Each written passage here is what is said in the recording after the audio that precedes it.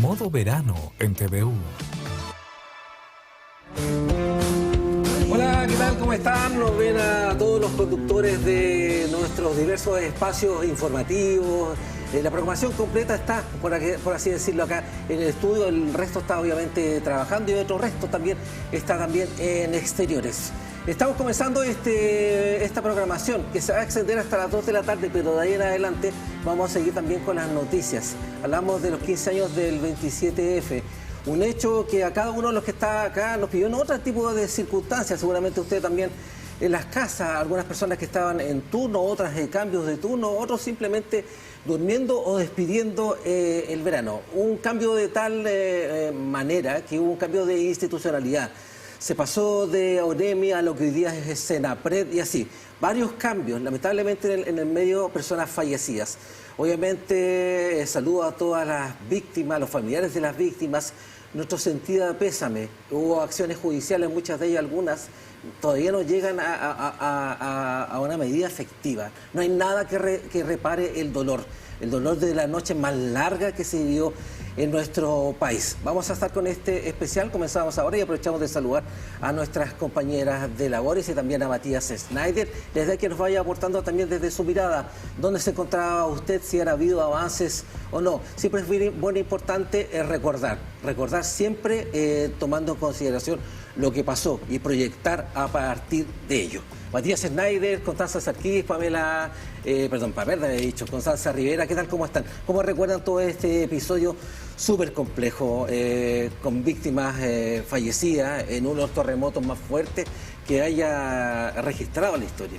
Sí, más de 500 personas fallecidas, más de 2.000 damnificados, además lo que generó en gran parte de nuestro país lo que vivimos hace 2 jornadas solamente con este corte de luz, una desconexión sin saber qué estaba pasando, y queremos también recopilar sus impresiones, todo lo que se vivió hace 15 años atrás a través de nuestra cuenta de Instagram. Tenemos una gráfica ya dispuesta hace un par de jornadas precisamente para empezar a leer esos mensajes en @tvu_televisión. Ya tenemos varios de los mensajes que ustedes mismos nos han ido entregando, pero la idea también es que en esta jornada también vayan compartiendo sus experiencias y acompañándonos con diversos expertos que vamos a estar desarrollando, porque realmente estamos preparados para una catástrofe de este tipo que expertos indican que hay un 65% de probabilidades que ocurra este o el próximo año, de acuerdo a lo cíclico de este tipo de catástrofes acá en nuestro país. Un día que sin duda no vamos a olvidar, y como medio de comunicación queremos sin duda visibilizar impresiones muy dolorosas de personas que estuvieron en uno de los lugares más complejos de obviamente lo que se vivió en este 27F. El poder haber estado, por ejemplo, en Dichato, yo en esos momentos, para mí es un día que marcó la historia de mi vida, de mi familia, y por lo mismo se me hace tan importante el estar aquí para delante de todas las personas que nos están viendo, con expertos en comunicación, para hoy día relevar un día que es uno de los días más importantes para la historia de nuestro país, donde, como bien dice Connie, vamos a estar hablando con expertos. Queremos ver lo que pasó, queremos conocer testimonios vivos, humanos, que obviamente estuvieron en ese momento tan difícil para nuestro país, pero también queremos conocer qué se puede hacer, de qué manera como país podemos estar más preparados para poder enfrentar una catástrofe tan compleja como la que se vivió a 15 años del 27F, Mati. Sí, cada vez que se habla del terremoto específicamente en esta fecha, la pregunta es qué estaba haciendo, sobre todo ahora con las nuevas generaciones, porque cuando uno comienza a darse cuenta de que en la humanidad, en la historia de la humanidad, hemos tenido terremotos, hemos tenido tsunamis, hemos tenido erupciones volcánicas, hemos tenido también eventos asociados a caídas de meteoritos, pero todo eso en una época en donde el registro es más que nada geológico. Podemos ir con instrumentalización, visualizarlo, pero solo se puede a través de la animación hoy en día, por ejemplo, recrear lo que fue. Estamos hablando de situaciones que son vivencias actuales, que está registrado con cámaras, con videos, con instrumentalización profesional, con las historias de las personas. Y es bueno también continuar conversándolo, porque cuando uno también en esta fecha comienza a hablar acerca de este tema, existen las personas que dicen, oye, pero ya pasaron 15 años, dejemos eso atrás. Es que no podemos dejarlo atrás. Eso es un error garrafal, porque si es que no hay memoria, no hay aprendizaje. Si no hay aprendizaje, se cometen los mismos errores. Y eso es aplicable a todo. Eso es aplicable a la vida, eso es aplicable a nuestra colectividad como país. Entonces, por eso también es importante que estos espacios de reflexión se mantengan en el tiempo. Nosotros ya tuvimos un evento en Illapel, el 2015, en la región de Coquimbo, con otro evento sobre 8.4 en la escala Richter. Entonces, cada cierto tiempo en nuestro país hay un evento relacionado a un terremoto que puede traer consigo un tsunami, sobre todo sobre escala 8, y es por eso que tenemos que estar en esta constante concientización, no solo para nosotros que lo vivimos hoy en día, para poder transmitirle esto a las nuevas generaciones y que también sean ellos y ellas quienes estén preparados ante una eventual emergencia, porque no sabemos en qué momento y cómo nos puede pillar. Podemos estar en el puente, por ejemplo, imagínate. Podemos estar en un ascensor, como la gente que ahora para el corte de luz estuvieron 3 horas. Algunas personas estuve leyendo en ascensores. Imagínate cómo las personas la desesperación sin saber qué va a pasar. Y esto nos deja claramente lo frágil de nuestro sistema, porque si bien hablamos que lo que ocurrió en el 2010 generó incluso corte de puentes, de caminos, lo electrónicamente y virtualmente que estamos dependientes en estos momentos como sociedad, es algo que vamos a estar analizando también más adelante, pero queremos seguir conversando con todo lo que está pasando en esta situación, en este aniversario, para ir al exterior con nuestro compañero Carlos Quintana, que se encuentra también en uno de los lugares donde se vio afectado, icónico acá en nuestra zona. Carlos Quintana, estamos contigo.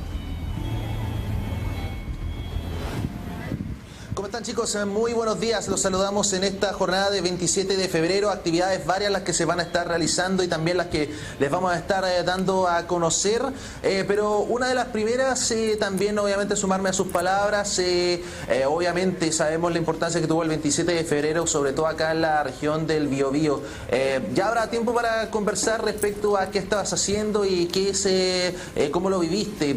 Pero la verdad, pienso que hay que aguantar un poco, porque hay cosas y hitos importantes que es importante rememorar. En estos momentos estamos ubicados en la comuna de Hualpén. No olvidar que acá también hay vestigios del terremoto, y en este caso es lo que ustedes están viendo a mi espalda. En este caso, lo que alguna vez fue la Torre C del edificio Puerto de Palos. Como pueden ver a sus pantallas, en este caso es un edificio que está completamente deteriorado y por razones obvias. No olvidar que el terremoto 8.8 dañó mucha infraestructura, también en la comuna de Concepción hubo daños bastante notorios, pero acá en este caso se generó la inhabitabilidad de esta Torre C de la comuna de Hualpén. Ahora, no es como que nosotros nos hayamos olvidado y desentendido de manera inmediata, porque fue un año 2023, el 31 de julio del año 2023 para ser exacto, que desde el municipio de Hualpén dio este anuncio de que se estaban explorando la posibilidad de asignar recursos para la demolición de este inmueble, que no olvidar, y es importante destacar nuevamente, que ha sido foco de delincuencia, ha sido foco de tomas, e incluso hay vecinos acá en el perímetro aledaño que conviven al lado de este ambiente y que denunciaban también el robo cuando ellos iban saliendo, focos de incendio. Ha sido un problema bastante grande. ¿Qué se anunció ese año 2023? Bueno, se asignó, en este caso, bien digo, se anunció el monto de más de 1.200 millones de pesos para la demolición, que como ya están viendo va a ser una realidad después de mucho tiempo, en este caso 15 años desde que ocurrió esta situación, desde el Consejo Municipal. Esto fue a fines o alrededor del año 2024, a fines del año 2024 se había dado efectividad a la situación en que ya era algo que iba a ocurrir próximamente. En este caso se escogió el año, en este 27 de febrero para ser exactos, como un hito, y a la vez complementar la conmemoración, pero también la demolición de ojo acá, el último edificio que dejó el terremoto deteriorado, que está por lo menos así como ustedes están viendo, pensando en otros casos, claro, la comuna de Concepción, en este caso donde va a estar el futuro Cefam O'Higgins, también estaba bastante deteriorado, exactamente, en Salas también, pero por lo menos en lo que compete a la comuna de Hualpén, este es el único edificio que va quedando de esa jornada del 27 de febrero del año 2010, chicos. Sí, acá donde uno comenta y claro, es esa impotencia, yo creo, a nivel regional de la demora. Estamos acá viendo un tema de una vivienda. Más adelante vamos a estar analizando qué ha pasado con las escuelas modulares, que siguen 14 sin tener, o 7 al menos, sin tener respuesta, 7 que están avanzando en distintas partes de los proyectos, las distintas etapas. Pero acá donde uno se cuestiona, Williams, ¿qué pasa en otras regiones? ¿Qué pasa a nivel central? Entendiendo que muchas veces nos dejan de lado por el lamentable centralismo que hay y pensando también y entendiendo la magnitud de este evento, pero han pasado 15 años. O sea, uno tiene que entender que ha fallecido personas en esta espera también. ¿Y qué pasa también con todas esas incertidumbres que finalmente han vivido estas familias? Claro, imagínate, 15 años para llegar recién a este inicio de la demolición. Eso es lo que estamos pendientes ahora, justo se ha anunciado hoy. Ya hay vecinos que forman parte de toda esa área. Van a estar también autoridades dando inicio a este pedido formal. Vamos a ver cuánto va a ser el proceso, porque la demolición no es llegar y demoler de uno. Claro. Es un proceso bastante lento. En el gobierno del presidente Sebastián Piñera, donde se inició la reconstrucción, se habló mucho de la deconstrucción de edificios. Uno de ellos es la ex Torre O'Higgins, que fue cambiada completamente y que la gran parte de esa torre fue demolida y se reconstruyó incluso con un restaurante. Willy, ¿está el gobernador ahí? ¿Están las autoridades, Carlos? ¿Podríamos hablar con ellos con respecto? Estamos en vivo indirecto, ahí tenemos justo detrás tuyo autoridades importantes con las que nos gustaría poder hablar justamente hoy día en este modo especial, ¿cierto?, del 27F. Sí, acá justo nos está acompañando el delegado presidencial Eduardo Pacheco. Muchas gracias por estar con nosotros. Estamos en vivo para esta conmemoración del 27 de febrero. Delegado, muy buenos días. Buenos días a todos los habitantes de la región del Biobío, y lo primero que quiero es recordar a todas las personas que nos dejaron, que partieron hace 15 años luego de la tragedia que vivimos como región del Biobío. Reiterar siempre nuestras condolencias a sus familias, un abrazo fraternal para ellos siempre. No nos olvidamos de quienes perdieron la vida el 27F.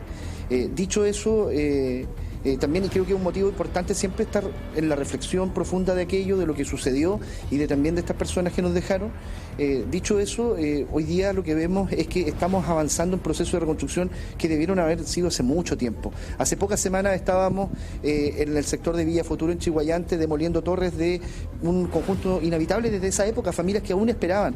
Bueno, el presidente Boric nos pidió precisamente esto, estas deudas que existen en la región del Biobío en materia de reconstrucción de hace 15 años, que se vayan saldando. Y este Puerto de Palos es una demostración de ello. Hay un trabajo que se hizo con el alcalde Miguel Rivera, quien insistió permanentemente en esto, y desde el inicio de nuestro gobierno nos pusimos a trabajar para poder entregar los 1.273 millones de pesos del Ministerio del Interior para la demolición de esta propiedad en este lugar. Así que para nosotros es muy importante, porque estos lugares se han transformado en puntos de focos de delincuencia, de inseguridad, de insalubridad, y los vecinos están cansados. Y hoy día lo que ven es cómo esto se hace realidad. Los dirigentes están muy contentos, conversaba con ellos, porque es una lucha que dieron durante varios años y se tiene que seguir avanzando en todas las deudas pendientes, y hoy día se da un paso muy importante para que los vecinos vean que se está demoliendo esta construcción inhabilitada desde el terremoto del 2010. Delegado, usted habló de obviamente esos elementos importantes, en este caso de los procesos. Sabemos que estos recursos vienen desde el Ministerio Público, desde el mismo gobierno, para finalmente llegar acá, pero 15 años, obviamente, esto es algo que también se ve desde los mismos municipios, pero 15 años es bastante. Acá hay un problema que es digno de analizar. No sé si está de acuerdo también. Siempre, y por eso digo que este tiene que ser un día de profunda reflexión, recordando a las personas que partieron, pero también viendo cómo ha sido el proceso de reconstrucción. Yo hoy día estaba esto pendiente, pero el compromiso del gobierno, más allá de eso, es ocuparse.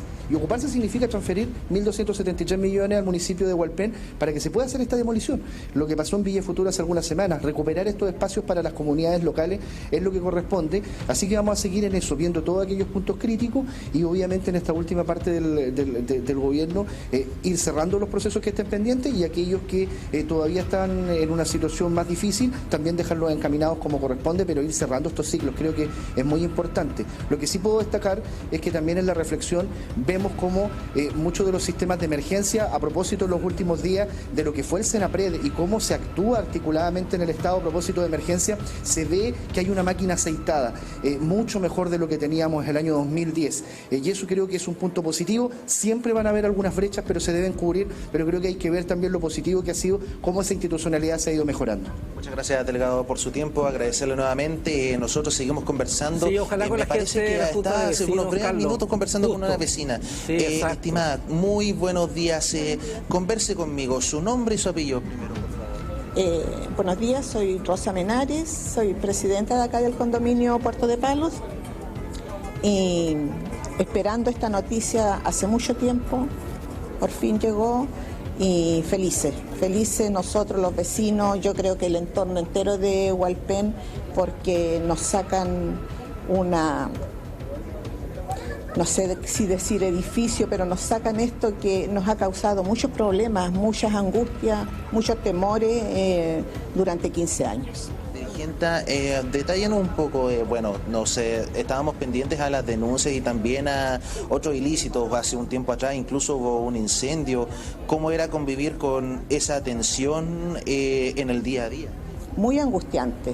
Nosotros aquí vivimos muchos edificios, muchos departamentos que los quemaban, personas que hacían transacciones, asaltos, violaciones. Nos cobraban peaje para entrar a nuestro lugar donde vivimos. Fue muy angustiante.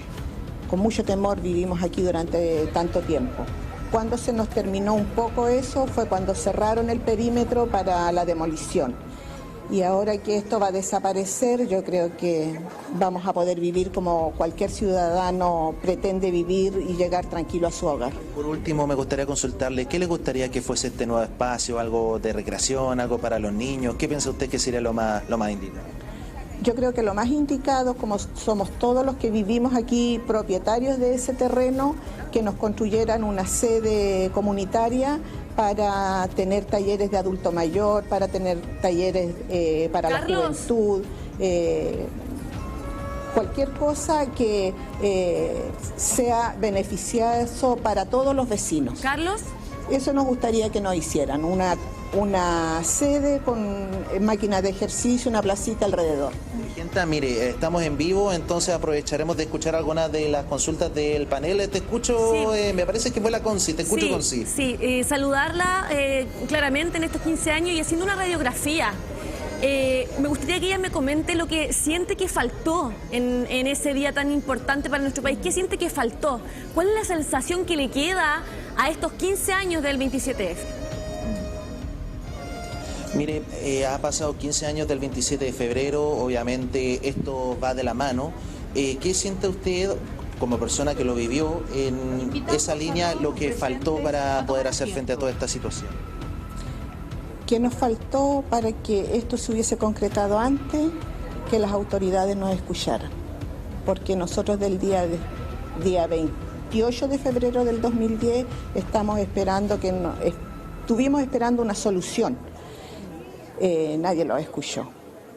Sí venían, se sacaban una foto para que se notara preocupación, pero las autoridades de hoy en día no la madrugada del 27 de febrero. Muchas gracias por su tiempo. Está a punto de comenzar la actividad para que no se atrase y tenga un buen puesto. Muchas gracias por conversar con nosotros. Gracias a usted. Los testimonios entonces de la dirigente de la Junta, en este caso de los propietarios también, chicos. Yo me voy a ubicar a un costado para que puedan captar un poco el ambiente que se está registrando en estos momentos. Ahora, esto en Hualpén, pero no olvidar que también en la Concepción se ha tenido también estos mismos inconvenientes. Yo incluso incluso recuerdo, bueno, las conversaciones que tuvimos ayer en una nota que vamos a adelantar un poco, está la situación de los vecinos de Alto Río, que no olvidar que esa propiedad les pertenece a ellos y que lamentablemente por términos de contribución, esas deudas que tenía el edificio ahora les corresponden a ellos, y mientras tengan esas deudas no pueden vender el terreno y no podrán tener una indemnización correspondiente. Estamos hablando de 600 millones de pesos, si no me equivoco la cifra, es lo que los vecinos tendrían que pagar. Entonces hay deudas pendientes y aspectos burocráticos bastante sensibles que evitan a muchas personas cerrar estos capítulos bastante complicados. Van a haber detalles más adelante para que podamos adelantarlo con ustedes, pero sí, esto es el ambiente que se tiene en estos momentos acá en el municipio, en la comuna, bien digo, de Hualpén. Sí, vamos a quedar conectados, Carlitos, ahí respecto a toda la ceremonia que se está realizando en estos momentos. Vemos las autoridades, senadores, alcalde de la comuna, gobernador regional, delegado presidencial, como estábamos ahí en esta contacto en vivo. Es bien importante, perdona, los pero la vecinos imagen y abre vecinas. y que estén los vecinos en primera fila. Sí. Que bien que sea así. Importantísimo, porque finalmente es la de vuelta de mano para ellos, toda la espera en estos 15 años. Sí, le agradecemos a Carlos. Vamos a retomar contacto también más adelante para ir viendo lo que está ocurriendo a esta hora en Hualpén, en una nueva fecha conmemorativa del 27F, y qué bueno que veamos estos avances. Muchas gracias, Carlos. Retomamos más adelante. Con esto yo también quiero abrir un poco el debate, porque en este último tiempo hemos visto cómo se ha comenzado a hablar de estos traspasos de dineros y también lo que es el gasto público en general. Yo también creo y firmemente que tiene que haber una transparencia con respecto a eso, a pesar de que no hay ninguna falta a la norma, de que no está todo hecho dentro de un marco legal y que se ha hecho durante todos los gobiernos, pero sí se debe detallar qué fue lo que se hizo. Hablamos del traspaso Corfo. Hablamos del traspaso Corfo, específicamente. Ahora, desde el gobierno señalan que obviamente todo eso también tiene una relación con el gasto público. Claro. Pero nosotros, en las regiones y específicamente acá en la región del Biobío, podemos ser testigos de que sí hay avance en infraestructura. O sea, estamos hablando ayer, por ejemplo, de que hoy, de hecho, a las 10:30 de la mañana... 12:30, se cambió el horario. Se cambió el horario. 12:30 de la mañana se va a inaugurar el paso nivel en todo esto, en el tramo Osá del Parque Vial Collado Novoa. 12.800 millones de pesos de inversión. 12.800 millones de pesos de inversión. Puente industrial, puente ferroviario, se va a demoler con una inversión de más de 1.000 millones, los vestigios todavía que quedan del terremoto. Todavía hay mucho que trabajar. Esto no es tarea de un gobierno. Pasó Piñera, pasó Michelle Bachelet, no tiene que ver con color político, tiene que ver con que haya interés en solucionar los problemas, más allá de cuál sea la contingencia, sino que también resolver aquello que quedó pendiente, y eso es tarea del Estado, no del gobierno, es tarea del Estado. Y qué bueno que hayan estos avances. Es la celeridad. Porque, por ejemplo, toda esa área, aquí estamos viendo imágenes y aprovechamos de preguntarle nuevamente a la gente que nos envíe imágenes o de dónde estaban ustedes. Vamos a estar leyendo su mensaje. Toda esa zona de la costanera de Talcahuano no existía. Claro. La infraestructura vial muy precaria en ese sentido. El puente Juan Pablo II, el puente viejo, ¿se acuerdan? De hecho, todavía hay un pedazo de estructura que de ahí. Chato, ¿cómo se reconstruyó? Y también las inmobiliarias particulares, porque no solamente caminos, sino que también las edificaciones que no tenían la normativa legal. Exactamente, claro. La normativa legal de las obviamente edificaciones que no tenían los protocolos para obviamente estar en pie frente a todas estas catástrofes que se pueden o no vivir en un país que es efectivamente sísmico. Sí. Pero mira, aún así, el mismo alcalde de San Pedro de la Paz, que ha sido bien crítico en este sentido, la otra manifestada y ponía como ejemplo una torre que se está levantando cerca de un estacionamiento de servicio allá en San Pedro, que se levantó la torre sobre una misma área. Entonces, como que de repente falta conciencia, de repente también siento yo de los privados. Sí. De la hora está bien, está la necesidad de vivienda, pero ojo, estamos construyendo sobre las mismas vías. Mira, estamos viendo que algunas imágenes que dan cuenta del hecho. Yo me acuerdo en ese día en particular... ¿Dónde estabas tú, Williams? A eso iba yo. Y era la pregunta que les iba a hacer a cada uno de ustedes. Se me adelantó la Constanza Rivera. Ya veía para dónde iba. Trabajando para otro canal. Ese día la presidenta Bachelet iba a llegar a la base naval de Talcahuano. Entonces gran parte de los equipos, entre ellos seguramente el canal acá, yo no estaba en el canal en esa época, nos disponíamos para ir a la base naval. Y sabes que eso me ayudó bastante a la hora de que ocurrió todo, porque tenía toda mi ropa a mano. Ah, tenías a tu mano, mochilita. sí, porque yo iba a salir casi la madrugada, no me acuerdo qué hora arribaba ella. Entonces eso implicaba que yo salía, y eso me permitió salir rápido del edificio. Pero en los primeros momentos yo no sabía qué era esto, nunca había vivido un ¿Tú estabas viviendo en terremoto. Concepción? Concepción, en Oncolmo con Rodríguez. Ah, mira. Vivíamos donde vivías tú cerca. Yo no sé en qué estaban ustedes o qué se acuerdan en ese sentido de en qué lugar se encontraban ustedes y cómo cambió esto. La verdad es que yo creo mucho en las energías. Mis papás en aquel entonces veraneaban en Dichato, todavía en Dichato. Y yo estaba con mi pareja en la casa de mi pareja viendo el festival. Y a las 11 de la noche se me empezó a erizar mi piel y le dije a mi pareja, me tengo que ir a ver a mis papás. Me dijo, ¿pero por qué te vas a ir a esta hora, 11 de la noche, a Dichato? Usted acá en Concepción. Y yo estaba en Concepción. Y le dije, no sé, pero siento que tengo que ir a estar con mis papás a Dichato. 11 de la noche pesqué auto y me fui, ¿cierto?, por todo el camino hacia Dichato. Y lo que recuerdo en ese momento que me llamó más la atención es que la luna era redonda, un cuerpo gigante. Yo fusil. decía, ¿pero qué pasa? ¿Por qué la luna Iluminaba está mucho, tienes razón. tan Brillante. gigante, brillante? Y llegué a la casa, mis papás estaban felices, solos. Me acosté con ellos. ¿Y por qué llegaste a esta hora? ¿Qué pasó? Si no sé, vine a acompañar. Empecé a ver Ricardo Arjona y de repente empieza el terremoto. Mi mamá llega corriendo, nos abrazamos, nos pusimos a rezar debajo de una puerta, pescamos auto y mi papá dijo, nos vamos al cerro. A pie pelado, en pijama, nos fuimos al cerro. Horas allá, lo que recuerdo que llevé fue un papel confort y no alcancé a sacar nada más y nos fuimos. Y después, en la madrugada, escuchamos bajen porque no hay aviso de tsunami. Recuerdo perfecto esa frase. Y yo le dije a mi mamá, vamos a buscar algunas cosas porque tengo frío, etcétera. Bajé, esperame un rato. Bajé y la casa era 3 metros bajo el agua.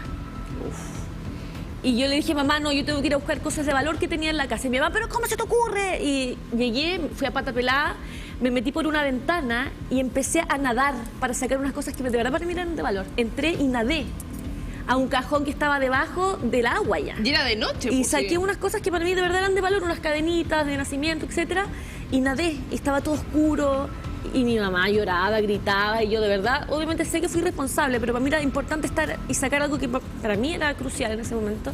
Y nadé debajo de la casa, 3 metros bajo el agua, salí, saqué algunas cosas de valor y nos volvimos al cerro. Matías... Esa madrugada que ¿se pareció acuerdan? eterna. Oye, no amanecía nunca. Por eso yo decía en la introducción, es la noche más oscura que recuerde yo en mis 50 años. Y eso como que complicaba mucho las labores había mucho polvo, seguramente. La porque los edificios desesperación y habían la caído. desconexión, o sea, no tener iluminación, estar desconectado. Yo recuerdo, con los vecinos estábamos afuera y fue como, ¿y si prendemos un auto para escuchar la radio? Y pensando tampoco en gastar la batería. Y ahí nos tomó una radio de Argentina. Y ahí se hablaba de este mega terremoto y tratando de tener como un poco de noción en ese momento, porque yo creo que en algunos segundos uno no dimensionó, o por lo menos en manera personal, no dimensioné qué estaba pasando. Porque temblores hemos sentido, yo creo, siempre, Pero de desde esa que uno nace. magnitud.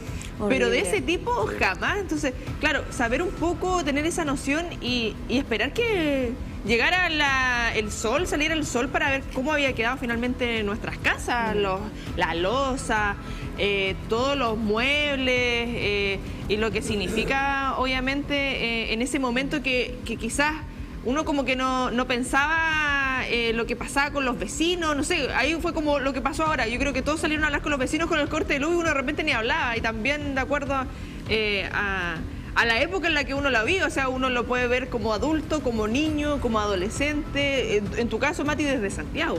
Sí, yo lo vi en Santiago. ¿Tú tenías luz o no? ¿Ah? ¿Tú tenías luz? No, tampoco tuviste luz. No, sí, el corte de luz fue... Claro, en gran parte del país. Lo que pasa es que acá se demoró mucho más en volver la luz. Sí. Allá volvieron una semana, acá se demoró caleta. De hecho, yo me acuerdo que, a mí lo que me pasó fue que yo tengo familia acá. Y parte de la familia había viajado para mi cumpleaños. Yo estaba de cumpleaños ayer, ese era día sábado, entonces el día viernes tuvimos una celebración familiar. Fue tan buena la celebración claro, que... Era pequeñita, de hecho me acuerdo que un primo hizo papas fritas y le echó azúcar. Y se las comió solo, se las comió solo. Y estábamos, claro, en ese día viendo el festival, lo mismo, yo ya me había ido a acostar, y yo tenía 11 años, era niño. Pero yo en ese momento estaba recién aprendiendo lo que eran las catástrofes, obviamente todo esto que se genera, esta emergencia que se generan en la naturaleza, pero que impactan. Y estaba esta película 2012. No sé si ustedes se acuerdan, estaba esta película 2012 que se iba a acabar el mundo en 2012, la teoría maya. A mí me encantaba. ¿Te pegaste con Me eso? encantaba ver History Channel, National Geographic, el Discovery Channel, no el Discovery Channel, el de niño, el Discovery normal. Y lo veía todo el día. Esa era parte de mi rutina, era ver el precio de la historia, Ya entendí ahí un poco alienígenas de los ancestrales. Ya sabía perfecto Claro. de qué se trataban ya Entonces las me catástrofes. asusté y en un momento a mí me dio mucha angustia porque yo creía que era verdad que se iba a acabar el mundo, porque yo empecé a entender que podría venir una liberación de energía. También ya le pensé, por ejemplo, en ese tiempo ya le tomaba noción a lo que había sido el tema de los dinosaurios, que era real, que no era ficticio. Entonces para mí fue como un momento de entender las fuerzas de la naturaleza y el impacto como familia también, porque hubo mucho susto. Por obviamente mi tía se demoró como 24 horas en llegar de Santiago a Concepción.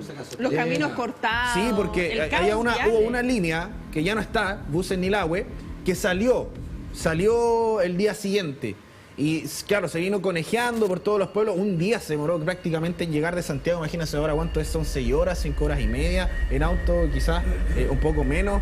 Entonces un día entero, imagínate, un día entero viajando. Mira, esto sí es Talcahuano. Talcahuano. Hay varias, para que ustedes sepan, vamos a estar emitiendo un poco minutitos más también en el inicio de una serie de notas, reportajes, perfiles también humanos que dan cuenta de lo que ocurrió. Estas son las primeras imágenes en Talcahuano. ¿Sabes que yo llegué,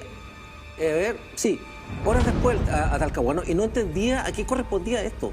Pero ¿cómo lo viviste tú desde antes, desde la previa? Es que mi memoria nunca había experimentado ni reportado un tsunami. Entonces llegar allá y no entendía por qué los barcos Habíamos visto lo que estaban había en medio de la en plaza. Haití, finalmente como Sí. que lo más cercano, como de lo más fresco que teníamos de catástrofe. Claro, y después conversando recién con la gente, los primeros testimonios. Pero Willy, disculpa, aquí vemos la labor del periodismo, porque Sí. ¿cómo lo viviste tú? Tú estabas con tu familia, Mira, ¿cómo es que decides salir y para poder obviamente recabar información en esos momentos? Sí, ¿Cómo, pues yo cómo estaba, adquieres la yo fortaleza estaba para ese con la trabajo? Elia, estábamos recién viviendo juntos, estaba trabajando para Canal 13. De ahí, obviamente, vamos a la casa, me acuerdo, de su mamá, queda mi señora ahí, que es periodista, ustedes saben, le tocó reportear. Y después llegamos a los lugares. Y la primera imagen que yo subí al edificio que está en Parros Arana con Pinto, donde estaban antes la oficina de Canal 13, y subí esos 13 pisos, porque fui a buscar cámaras. Imagínate, en ese instinto de informar, que después lo pienso y nunca más lo haría, o quizás sí. No, pero yo creo que en un caso de emergencia también. las está réplicas, distinto. que eran constantes y muy fuertes. Subí fácilmente 2 veces el edificio.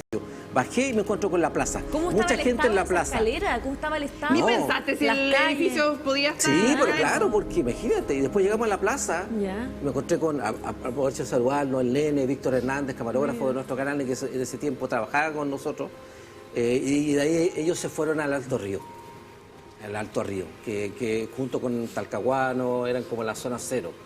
Y la imagen era súper compleja en este sentido. Oye, yo no sé si tenemos, ustedes me van diciendo para ir mostrando notas, reportajes, iniciar en ese sentido los trabajos que hicieron ustedes.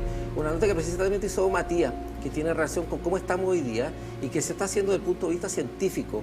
Por ejemplo, lo que está haciendo el Instituto Milenio para la predicción y caracterización las deformaciones en fosas cuando ocurren los terremotos y los tsunamis, Matías. Sí, porque esto se genera en nuestro territorio nacional y a veces nosotros comprendemos nuestro territorio nacional como solo lo que está sobre el mar. Claro. Pero también nosotros tenemos territorio bajo el mar y ahí es donde se generan estos eventos que, claro, en las placas tectónicas, y justamente hay harta información que se está haciendo se está recabando en la fosa de Atacama. Y queremos pasar a revisar justamente esta nota, aparte también de lo que nos mencionó Connie al inicio del programa, y lo comentamos para que saber si es que, qué tan y dejar ahí la pregunta, ¿qué tan preparados nos sentimos? Porque, atención, presta atención a la siguiente nota. 15 años han pasado desde el último megaterremoto que se dejó sentir con fuerza en la zona central del país.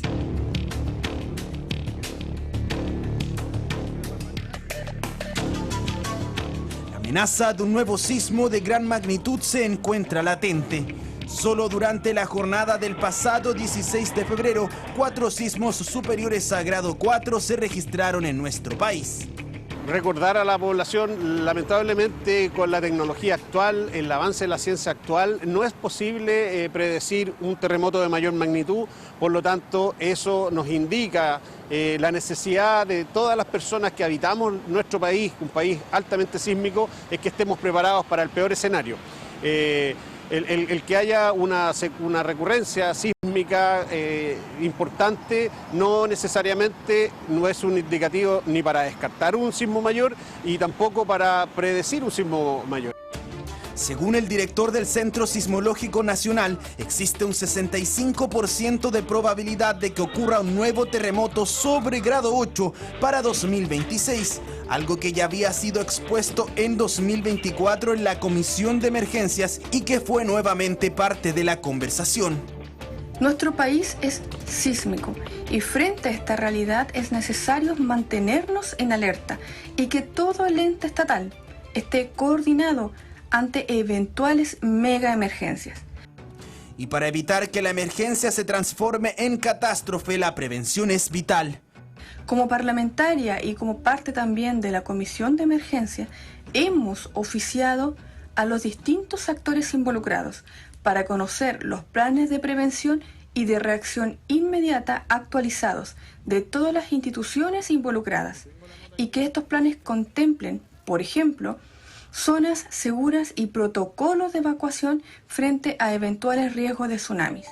Todo esto considerando que el último gran terremoto ocurrió en Illapel el pasado 16 de septiembre de 2015, alcanzando una magnitud de 8.4 grados en la escala Richter. A casi 10 años de este evento, ¿cómo ha evolucionado el monitoreo e instrumentalización en la región del Biobío? Indudablemente el 27 de febrero del año 2010 marcó un punto de inflexión en la gestión del riesgo de desastre en el país y en la región. Obviamente, a partir de ese momento, lo que la ex Oficina Nacional de Emergencia empezó a trabajar junto con otros estamentos a nivel nacional en mejorar la preparación para poder enfrentar sismos de mayor magnitud y eventuales tsunamis. En ese sentido, el principal avance es el establecimiento del Sistema Nacional de Alerta Maremotos, que está compuesto por el Centro Sismológico Nacional, el Servicio Hidrográfico y Oceanográfico de la Armada, el CHOA, y el CENAPRED. En ese sentido, el Centro Sismológico Nacional en estos momentos tiene una extensa red de sensores con acelerógrafos, sismógrafos y equipos GPS, más de alrededor de 600 equipos que están distribuidos a nivel nacional. Y es que los avances en la ciencia nos han permitido generar conocimiento en diversos ámbitos. Uno de ellos tiene relación con las profundidades de nuestro océano y las investigaciones que se desarrollan en la fosa de Atacama. En el año 2023 instalamos una red de equipos que nos permiten medir cómo se mueve el piso marino, incluso en las profundidades mayores a 6 kilómetros, muy cercano a la fosa. En esta expedición fuimos a recuperar los datos, a comunicarlos con los equipos y hacer la mantención de estos equipos. Estos datos nos permiten tener los primeros registros en Chile de cómo se forma el piso marino. Esto es muy importante ya que anterior a nuestro experimento solamente tenemos datos en tierra y los grandes terremotos ocurren en el contacto de las placas tectónicas y ese contacto que produce los grandes terremotos está bajo el mar. Datos inéditos para nuestro país y que representan una nueva realidad en el entendimiento de los procesos dinámicos en el suelo oceánico y su relación con la generación de grandes terremotos y tsunamis. Más o menos un tercio de Chile está bajo el océano. El ciclo sísmico y los terremotos es un sistema súper grande y complejo que abarca todo lo que pasa desde más allá de la fosa es lo que está bajo el mar y Chile hasta la cordillera, incluso más allá. Si nosotros solamente tenemos información de la parte que se ve sobre el agua, nos estamos perdiendo un tercio de toda esa información. Y una pregunta muy importante que tenemos los científicos es, ¿acaso el ciclo sísmico es imposible de predecir y entender desde sus mecanismos fundamentales? ¿O lo que nos falta en realidad es la instrumentación correcta en los lugares correctos que nos den las últimas pistas para finalmente descifrar cuál es el mecanismo fundamental detrás de los grandes terremotos. La gestión del riesgo y desastre es un trabajo multidisciplinario y multiestamental. La ciencia, las políticas públicas, las instituciones y la sociedad civil deben estar preparadas, porque en cualquier momento un nuevo evento como este puede volver a ocurrir.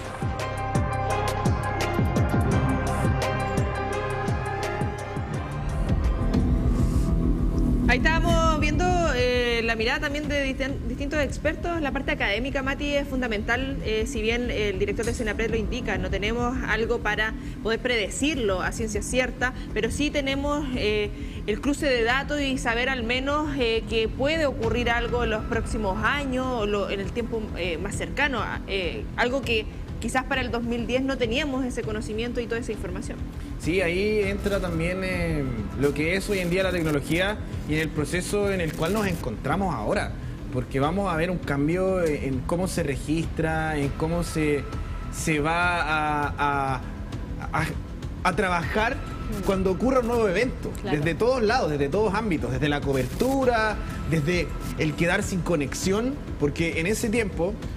estamos hablando en el 2010, no teníamos una dependencia tan grande a la tecnología, no teníamos una dependencia tan grande al celular, no teníamos una dependencia tan grande al computador, a internet en general. Claro. Entonces hoy en día también vamos a ver cómo todos estos avances, claro, y cómo la realidad en la cual estamos inmersos ahora se va a contrastar en una posible emergencia o eventual emergencia que tarde o temprano va a ocurrir. Exactamente, y como hemos ido hablando, Willy tuvo que subir tantos pisos para sacar una cámara y poder hoy día comentarnos que reporteó con todo el trabajo de una cámara, que me imagino que tiene un peso especial. Hoy día el Willy va y reportea con su celular de manera rápida, eficaz. Entonces, todo el esfuerzo que conllevaba antes, el tema obviamente de la modernidad. Las comunicaciones eran vías satelitales. Tenemos aquí Juan Carlos Coles, jefe de producción. Claro. Era muy distinto y había que, como por ejemplo, gran parte de los canales que estaban ahí, en el Alto Río, eran camiones satelitales. Y siempre recuerdo que llegó Al Jazeera. Al Jazeera llegó con algo no muy grande que esto. Era algo que nosotros teníamos... Los satelitales te conectas y no te puedes mover a otro lugar. Claro. Llegaron estos profesionales extranjeros, abrieron una maleta, salió una suerte como de antena parabólica muy pequeña y transmitieron. 2010. Y camión inmenso que teníamos el resto de los canales. Y ahora una mochila. Y ahora una mochila. Y ahora con el celular. Por ejemplo, mismo la transmisión. Porque las cámaras eran con cinta. Claro. Y con cinta. No era lo digital de ahora. Y aún así, con todo eso, el TVU, el canal de ustedes, nosotros veíamos como a distancia, fue, me parece que el primer canal regional en levantar transmisión y poder enviar información, con lo que significaba, porque había mucha gente que sabía de lo que ocurría acá, pero era de afuera. Nosotros desde acá, hacia adentro, no sabíamos qué había pasado. Veíamos los puentes, pero no había información detallada. Las reacciones fueron bastante tardías, confusas. Recuerden lo que pasó con la ONEMI. Si la ONEMI cambia, entre otras cosas, hay imágenes ahí de las autoridades, de la presidenta Bachelet, con información que venía, que Juan Fernández no había llegado a la ola, pues resulta que ya había llegado. Lo que obligó un cambio absoluto en la ONEMI, hoy Senapred. Tenemos imagen ahí de lo que fue nuestra transmisión. Eso ya tiene que haber sido el 2 de marzo, señor director. 27, 28... Eso fue muy poquito. Los primeros días de marzo, las transmisiones que se hicieron acá desde el exterior de nuestro canal, porque claro, todo lo que significaba mantener la iluminación, televisores antiguos con caja, claro. Pero aún así análogo. Yo me acuerdo que me acordé donde lo mencionó la Connie, nosotros conectamos una televisión, bueno, un vecino conectó una televisión de estas pequeñas, no sé si ustedes se acuerdan de estas televisiones que habían, que eran así una pantallita, y la conectó a la batería del auto. Y así pudimos informarnos en esa semana que estuvimos sin... Pero mira, Mati, hace 24 horas. Por eso de repente la dependencia energética de ese nivel y la dependencia tanto de las redes sociales no es tan positiva. Porque, por ejemplo, para este periodo del blackout se volvió nuevamente a la radio transistor. Si yo estaba informándome. Oye, sería bueno hablar con alguna de las personas vía del auto, encendía y buscaba alguna radio vía transistor y no había. Entonces, bien importante también que lo que hicieron los canales regionales, entre ellos obviamente el canal. Oye, y ahí también hay otro tema, no soy experto en el área, me gustaría también consultarlo, con el tema del tema digital. Osvaldo, podríamos preguntarle, vamos a preguntar a Osvaldo. Sí, Osvaldo, podríamos hablar, jefe técnico. como les digo, podríamos hablar quizás con algún... Mira, nosotros ¿Qué pasa con este tema del tema del paso al digital, del analógico al digital? ¿Qué pasa con este tema, por ejemplo, en caso de que nos quedemos sin por ejemplo... señal digital, dices tú. Sí, señal, claro, nos quedamos sin señal, porque antes era analógica, y ahora pasamos a digital. A don Juanca, ahí está. Juanca, le invitamos a pasar. Deje la cámara. Creemos que es súper necesario como medio de comunicación y para la gente que nos está viendo, que nos comente detalles. ¿Cómo fue ese primer día? ¿Cómo se logró la transmisión? ¿Qué se recuerda? Estamos viendo mientras imágenes precisamente de los equipos, cómo se sacaron desde el estudio, se transmitía desde exteriores. Yo trabajando en Canal 13 me daba cuenta de lo que ustedes estaban realizando. ¿Qué se recuerda de usted? ¿Cómo se generó todo? Bueno, la verdad de las cosas que ahí nosotros estábamos abastecidos un poco de... Voy a cruzar medio, Juanca, siéntese, por favor. Ahí sí. No, se está prendido, está prendido. Parte ahí. Siéntese. Está prendido. No tiene pila. No, mira, nosotros en ese momento estábamos abastecidos todavía con algunas baterías, las cámaras, por ejemplo, que nos permitía, como era un fin de semana, sí, pues de viernes para sábado. De viernes para sábado, teníamos cierta autonomía todavía para poder funcionar 1 o 2 días, qué sé yo. Pero esto de cuando nos pilló efectivamente el terremoto, como que se nos vino, o sea, el consumo fue tanto que se nos fue de un 2x3. No había, por ejemplo, teníamos un generador pequeño y ese al final no teníamos petróleo, porque se nos acabó. ¿Y se busca petróleo dónde? ¿A Chillán? Mira, una que nos trajeron desde Santiago, nos trajeron petróleo, a través de Lotería que tenía esa oficina, ellos nos enviaron desde Santiago petróleo, porque aquí no existía, no había. ¿En qué estado estaba el canal cuando ustedes llegaron? ¿Qué fue la primera persona que llegó? ¿Estaba todo dado vuelta? ¿Resiste otro terremoto? ¿Cómo lo hicieron? ¿Resistió el terremoto el canal en esa época? Este estudio era, como lo vemos ahora, así estaba siempre. Después, cuando el terremoto es un desorden. Las luces. Las camas, claro. para allá se cayeron algunos focos. Sala de dirección, que en esa época teníamos muchos monitores, ¿no es cierto? Se cayeron, no, fue catastrófico, digamos. El techo, estos están marcados arriba, los soportes que tiene están marcados en el techo, quedaron la magnitud tremenda. Se partió un poco desde el arco de medicina, hubo una grieta que pasó por el Cedín, por aquí fuera de nuestro estudio, hacia el cerro. Tú podías caminar desde el arco de medicina, siguiendo la huella por la tierra, y estaba semiabierto, porque quedó una franja, y eso que nos permitió aquí el golpe fuerte dentro del estudio. Entonces, fue realmente, había que tener la impresión de la magnitud del terremoto. Uno no dimensiona en ese momento el impacto. Sí. Me quedo dando vuelta que usted señalaba que, claro, quedaban las cámaras cargadas y todo. Por eso es tan importante, chiquillos, cuando llegan de terreno, cargar las baterías. Lo que nos pasó ahora con el corte de luz, o sea, finalmente, si nos quedamos sin batería, ahora el generador, claro, y quizás uno está más preparado a actuar más rápido, pero si pasa algo, una catástrofe de este tipo, de esa magnitud, yo creo que igual uno colapsa finalmente. Y hay más movimiento ahora, yo creo, que lo que había en el 2010, por ejemplo, en cantidad de población flotante, incluso de vehículos en la ciudad, todo cambia. Lo que pasa es que yo creo que uno nunca está preparado para esto, a pesar que ahora últimamente, obviamente, la información, prepárese, los consejos, pero te aseguro que la gente se olvida. O sea, todos nos olvidamos. El blackout puso, y me pongo como ejemplo, yo tenía, hasta antes después del tsunami, todos teníamos seguramente nuestros kits. Yo después del blackout no tenía nada, no tenía ni una vela. Y eso que soy comunicador, pero bueno, la idea es también informarlo para... No más que para transparentarlo, para a partir de ese error mejorar, porque de repente nos olvidamos, no sé si todos tenemos nuestros bidones de agua dispuestos o no dispuestos. No, y ahora hay harto, eso también son enseñanzas. Por ejemplo, ahora hay unas luces, que luces son luces de... Yo, por ejemplo, ahora para el blackout igual estábamos bien equipados. Eso debo admitirlo. Me sentí como un poco... Pero es porque, claro, yo tenía las cosas del camping. Yo tengo una luz que es bastante amplia. Sí, no tiene carga solar, pero lo que sí tiene es mucha duración de la batería. Entonces uno la carga y puede estar, yo la otra vez la dejé un año y la volví a ver y tiene cuatro luces y había perdido solo una luz de batería, o sea, tenía para 6 horas más de luz ininterrumpida o un día entero sin luz. Entonces, porque son luces LED, eso también es bueno, que ahora ya las luces LED consumen muy poca batería. Entonces, ¿qué es lo que nosotros debemos hacer? Comenzar a ser un poco más precavidos. Existen hoy en día una cantidad de herramientas tecnológicas al alcance de cada uno. Estamos hablando de baterías portátiles, estamos hablando de luces que tienen carga solar, que son luces y a la vez son baterías a la vez. Entonces, tenemos que abastecernos, tenemos que prepararnos. ¿No? Hay alternativas. Don Juanca, usted lo sabe, en ese tiempo la situación era completamente distinta. ¿Sabe qué yo? Porque se cortó la fibra para el Canal 13 y nosotros no pudimos transmitir nada. No hubo opción, nos fuimos a Entel que está allá todo, no sé si está allá camino hacia Rodríguez, no me acuerdo la calle. Rosas. Estábamos ahí todos los canales para despachar, porque despachábamos todo directo, ahí había fibra y podíamos despachar desde ahí, pero por un tema de cable era muy poca la distancia.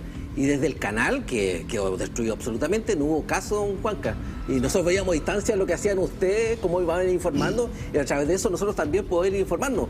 Otra situación muy mundana. ¿Citaban la fuente? Sí, siempre buen ejercicio. Y usted lo sabe. La primera ducha que me di yo acá fue en Medio Sudec y fue en el diario Concepción. Los colegas, aprovecho de saludarlos, cuando nos veían en terreno, porque había muy poca agua, opción de ducharse no había, y los chiquillos del diario tenían ducha. Hay varios equipos que éramos corresponsalía, se podía aún hacer. Era verano. Menos mal que era verano todavía. No, era horrible. Don Juanca, quería preguntarle también por el trabajo humano, por el compromiso de los trabajadores y por también la empatía de los vecinos y vecinas que venían a ayudarlos, a acompañarlos, a dejarles algunas cosas. ¿Cómo se vio eso también, los trabajadores que llegaron en el minuto 1 a trabajar y a poder acompañar todo un proceso que fue tan complejo, dejar familias de lado para la información? Exactamente. Mira, esto fue el mismo día del terremoto, obviamente en la noche. Al otro día ya todos vinimos a ver qué pasaba con esto, ¿no es cierto? ¿Qué había pasado con nuestro estudio, que es nuestra fuente de trabajo de información que teníamos? Y obviamente preocupados, ¿qué podemos informar? ¿Cómo?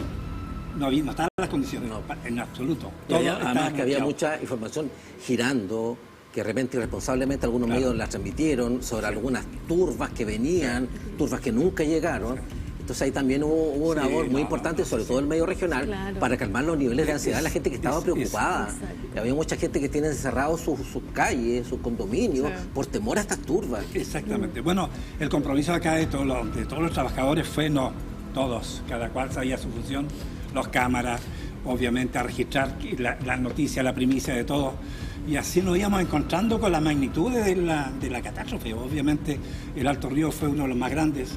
Yo recuerdo que en lo personal, yo tenía a mi hija que estaba en San Pedro. Y mi hija está, obviamente, era menor 13, todavía. 14, como mi edad, sí, y tratar de comunicarme con ella y nada. Me fui en auto hasta el mall para tomar el puente Juan Pablo II y me dicen, estaba acostado, obviamente la autopista era toda destruida. Y me dicen, no, se cayó el puente, no se puede cruzar. Pero no lo veía porque obviamente no nos dejaron Uno pasar. no dimensionaba eso. Exactamente. Entonces, tratando de registrar... La angustia que era el sentido, don Juan. Exactamente. En la época no teníamos las condiciones de, como dice lo que estaba hablando acá, con un buen celular, grabar imágenes, qué sé yo. Era imposible. Después cuando entraron las comunicaciones, yo tenía como 50.000 mensajes de texto. No había WhatsApp. Imposible. Hasta ahí se cámara, don Juan. Las señales... ¿Pero qué pasó con tu hija al final? Bueno, mi hija, mira, yo no me pude comunicar con ella durante todo el día. Nada. Qué complejo eso. Yo tenía mi hermana... Imagínate, como tú decías, mi hermana estaba en Argentina.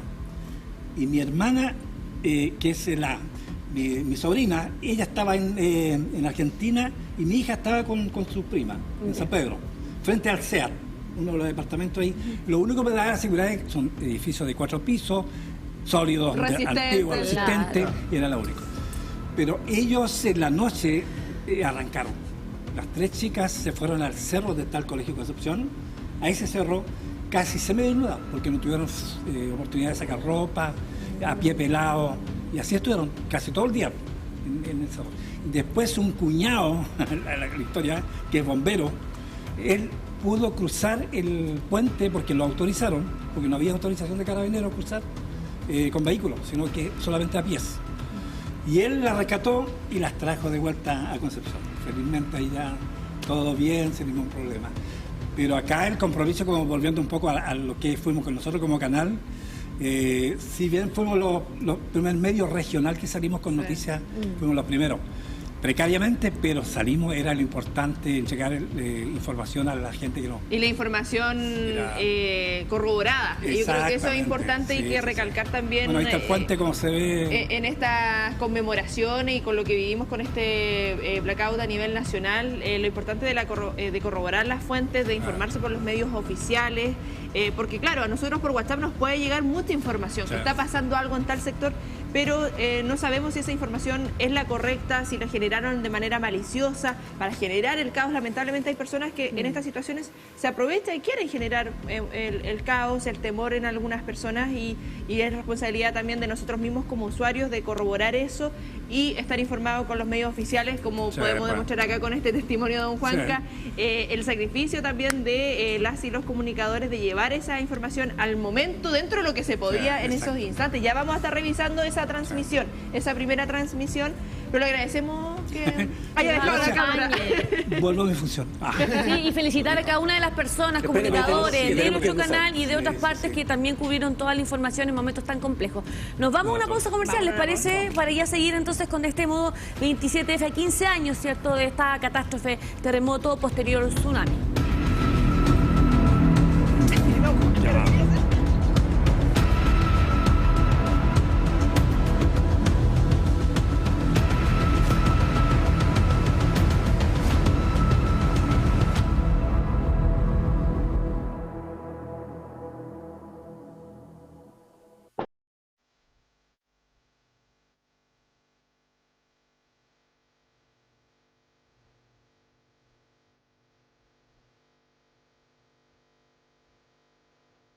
Los premios de Ciencia con Impacto se han ido convirtiendo en una tradición en la universidad a partir de la propuesta que ha desarrollado la Vicerrectoría de Investigación y Desarrollo, esa generación de conocimiento que crea nuevas fronteras, pero esas nuevas fronteras también abren oportunidades de aplicación de ese conocimiento en las más diversas áreas del quehacer institucional. Ciencia que impacta, tecnología que impacta y transforma vidas, y es lo que hacemos desde la Universidad de Concepción. Celebrar a estas distintas categorías donde abarcamos desde personas que han patentado, pero también las personas que han licenciado, las spin-off, y tenemos también áreas de distintas áreas, tanto tecnológicas como en áreas humanidades y sociales, donde vemos que las personas cada vez están haciendo un mayor esfuerzo de poder entregar con mayor impacto la investigación que se está realizando en la universidad.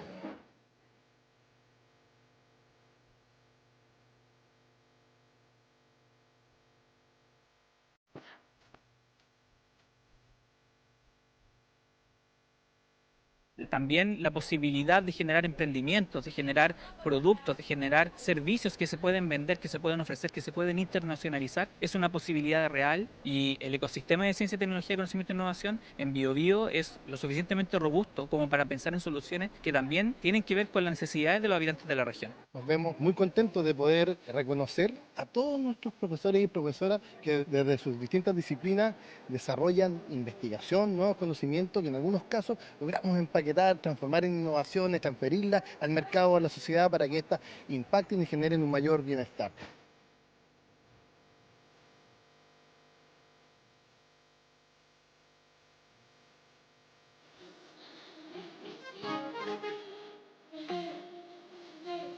Tenemos una plataforma que está validada a nivel piloto, con muy buenos resultados, donde las técnicas que hemos implementado de inteligencia artificial nos permiten reconocer todos los errores que se presentan en los textos, y por otro lado, estamos trabajando con una lingüística de corpus, que significa procesar grandes cantidades de textos para poder determinar cuáles son las problemáticas más sistemáticas en el tiempo que presentan nuestros estudiantes. Y hemos trabajado en el desarrollo de biofertilizantes con mucho énfasis en lo que tiene que ver con reciclaje, economía circular y incorporando nanotecnología. Hemos desarrollado patentes y estas han sido transferidas a empresas, jóvenes emprendedores. Bueno, mira, el reconocimiento ha sido no gracias a trabajo solamente de nosotros, sino que un reconocimiento producto de un trabajo en conjunto con la UDT, con la Universidad de Concepción, con Cecilia Fuentealba, con José Luis Feyer. Es un reconocimiento a un equipo de trabajo, entonces ese es el reconocimiento, creo yo, que están otorgando hoy día, que es la búsqueda de un lugar donde posicionarse, donde estar en el futuro, de cambiar un poco las cosas y cambiar las reglas.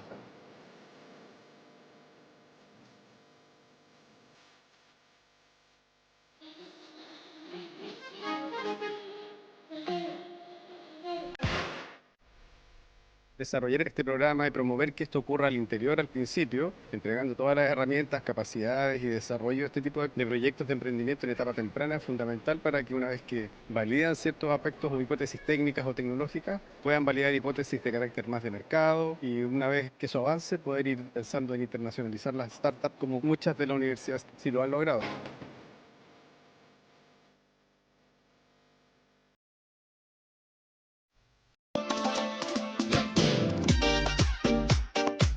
Nos ponemos en modo verano.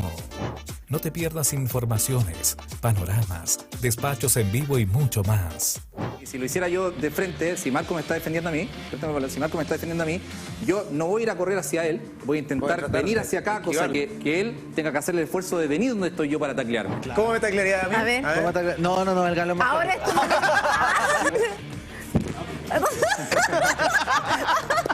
Buena, Carlito. Excelente. Luego que el molino muele el maíz, lo traemos para acá y lo aliñamos, como hablamos nosotros acá coloquialmente. Le echamos la albahaca, le echamos la cebolla, le echamos la margarina, la sal suficiente y mezclamos. Ya luego ella empieza a hacer su trabajo, que es llenar. En el día a día yo creo que no te recomendaría pasa, te recomendaría proteína o por ejemplo, estas galletas de arroz que son carbohidrato complejo, entonces eso te nutre mejor de alguna forma. No va a hacer que el azúcar en la sangre se aumente. Vamos al amarillo. Con este juego queda de manifiesto el trabajo colaborativo. Estabilicemos eso, nos tenemos que hablar, bajemos, corrámonos un poquito más para acá. A la derecha. Eso, a la derecha. Eso, espérense. Despacito, nadie pide, no. Despacito. Eso, no tienen que tomar la decisión, tienen que esperarte. Bajemos despacito. Concentraciones. Para la ansiedad está súper bueno. Bajito, baje. Despacio. Pronto, salimos ahora hacia acá. ¡Bien!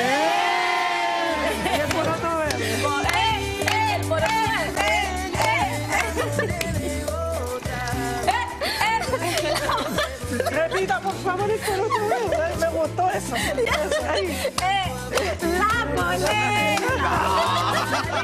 A las 20 horas, un resumen del día en TVU Noticias Central. Además, recomendamos Invasores y Conciertos, entre otros contenidos del canal de televisión de la Universidad de Concepción. Modo verano en TVU 2025.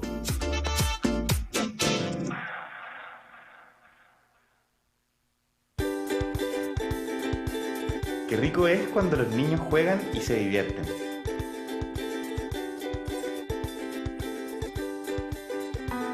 Si se ensucian, tenemos Atlantic.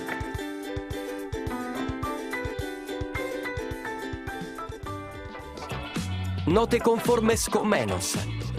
Librería Giorgio.cl. Más barato, imposible.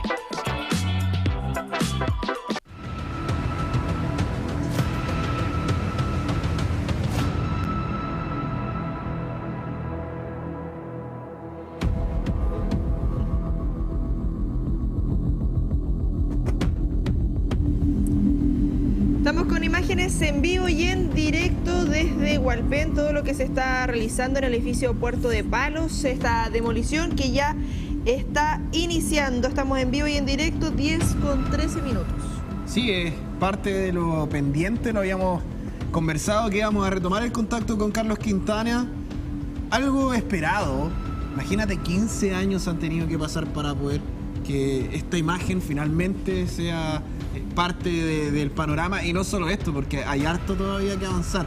Ojalá sea algo, un indicio para terminar aquellas obras pendientes? Lo habíamos mencionado, lo vamos a ahondar también más adelante con escuelas modulares, todavía está, al menos el edificio que está acá en Concepción, o sea, hay hartos avances que se requieren para ya empezar a dejar esta infraestructura dañada detrás y así avanzar también como región, como país, hacia nuevas perspectivas de formas de mirar este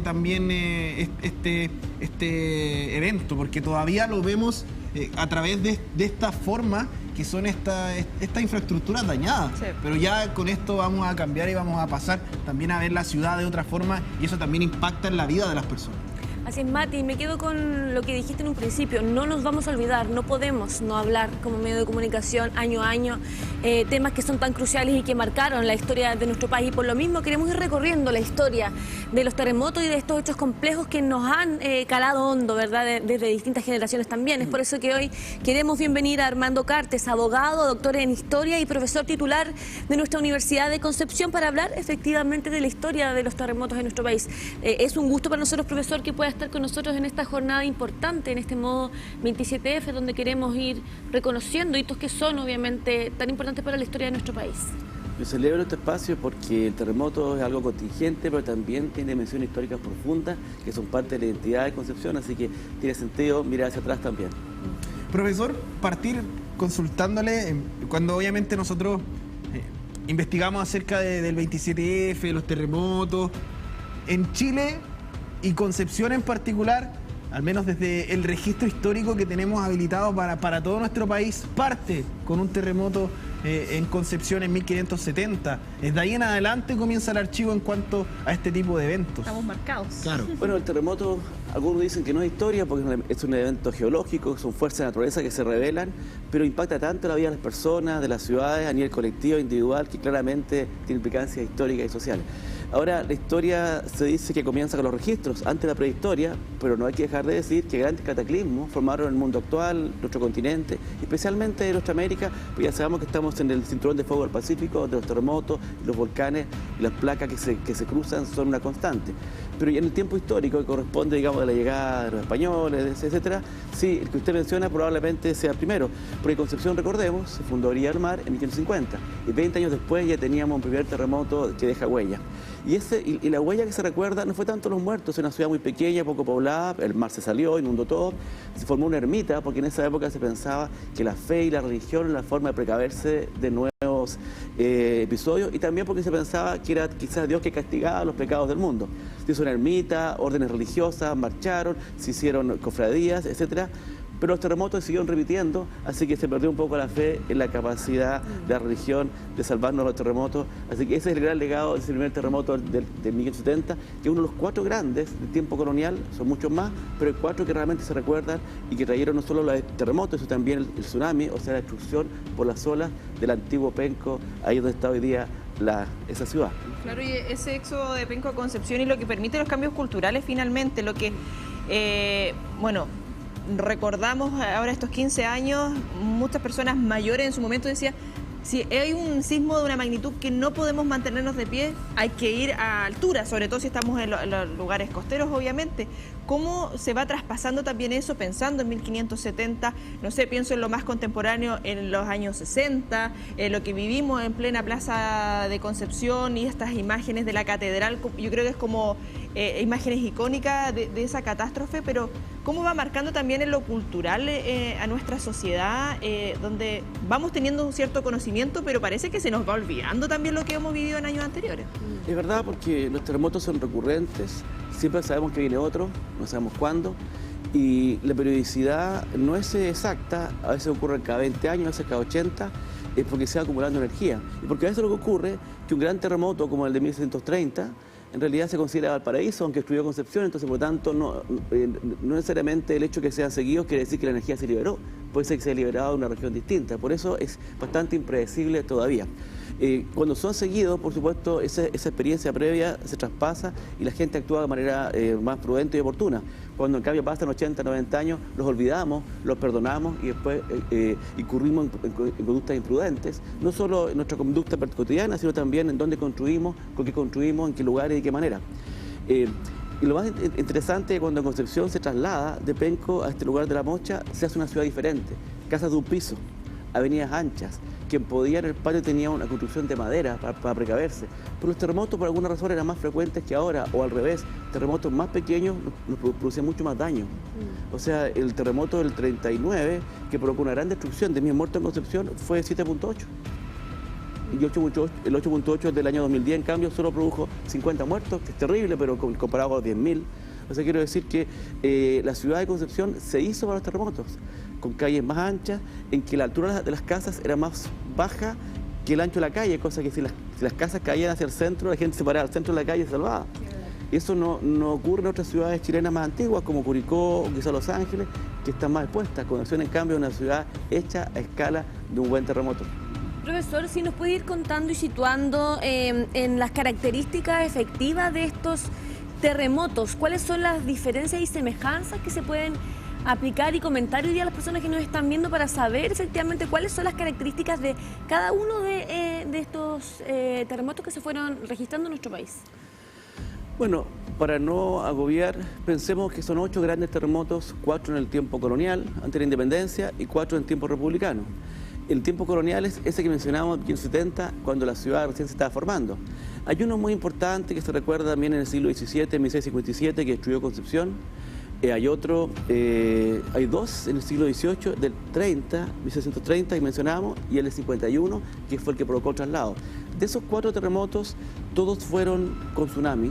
La ciudad estaba en Penco y por lo tanto lo que más se recuerda es el horror de la ola gigante entrando, peces nadando en los conventos, chorros azufrosos saliendo por las calles, caballos nadando en la ciudad, barcos pasando por encima de los conventos. Hay unas descripciones bien terribles, pero también son interesantes y pintorescas.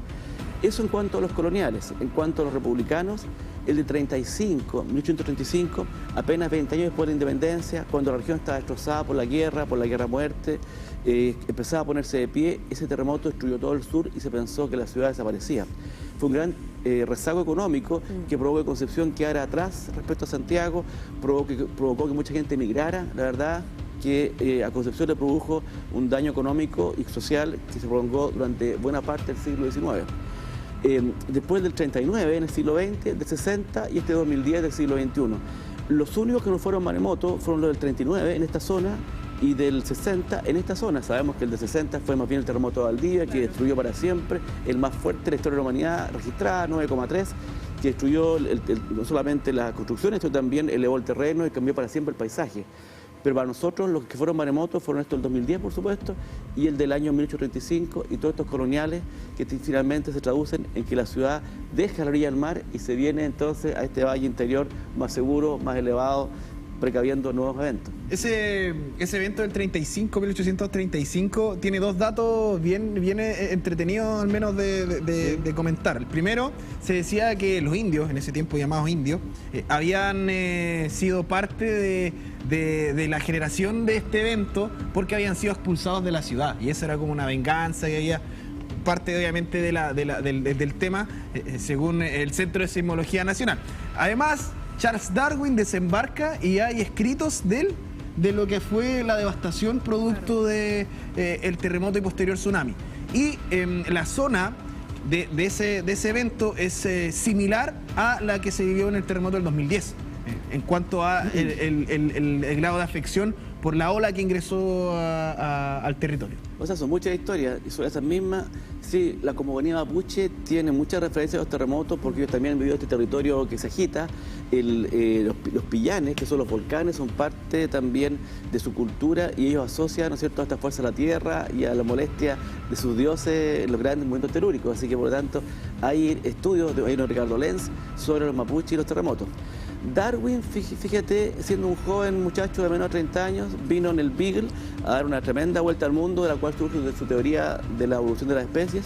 Estaba en Valdivia, no en Concepción, el día 20 de febrero del año 35, cuando fue el terremoto. Se le movió la tierra, llegó a Concepción 6 días después. Y cuando llegó a Concepción, estuvo a la orilla del mar, encontró que estaba todo súper hediondo. ¿Y por qué estaba hediondo? Porque la tierra se había levantado 2 metros y todos los bivalvos, los moluscos, los locos, quedaron sobre la superficie, en verano se pudrieron y estaba todo pasado. Es un dato. Después él se trasladó a Concepción y vio la ciudad destruida, vio la catedral caída y dijo: esta ciudad jamás se va a reconstruir. Por suerte en eso se equivocó. En otras cosas fue muy acertado, claro. Pero menos mal que para juzgar lo humano era menos acertado que para juzgar lo biológico. Así que Concepción se reconstruyó una y otra vez porque es una ciudad muy resiliente. Eso no lo sabía el gran Darwin.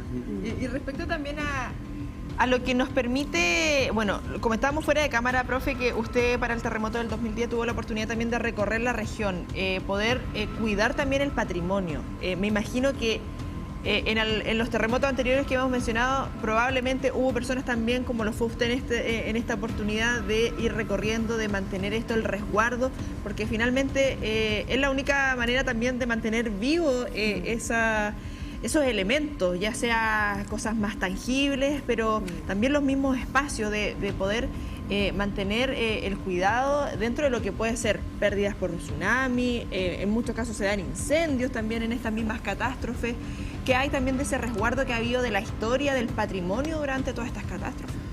Bueno, el patrimonio material, histórico, arquitectónico es la gran víctima de los terremotos de Concepción. Concepción es una ciudad histórica, pero tiene muy pocos vestigios del pasado. En la actual ciudad de Concepción, ¿qué queda del siglo XIX? La estatua de los Aceres en la plaza, quizás un pozo ahí en la catedral y casi nada más.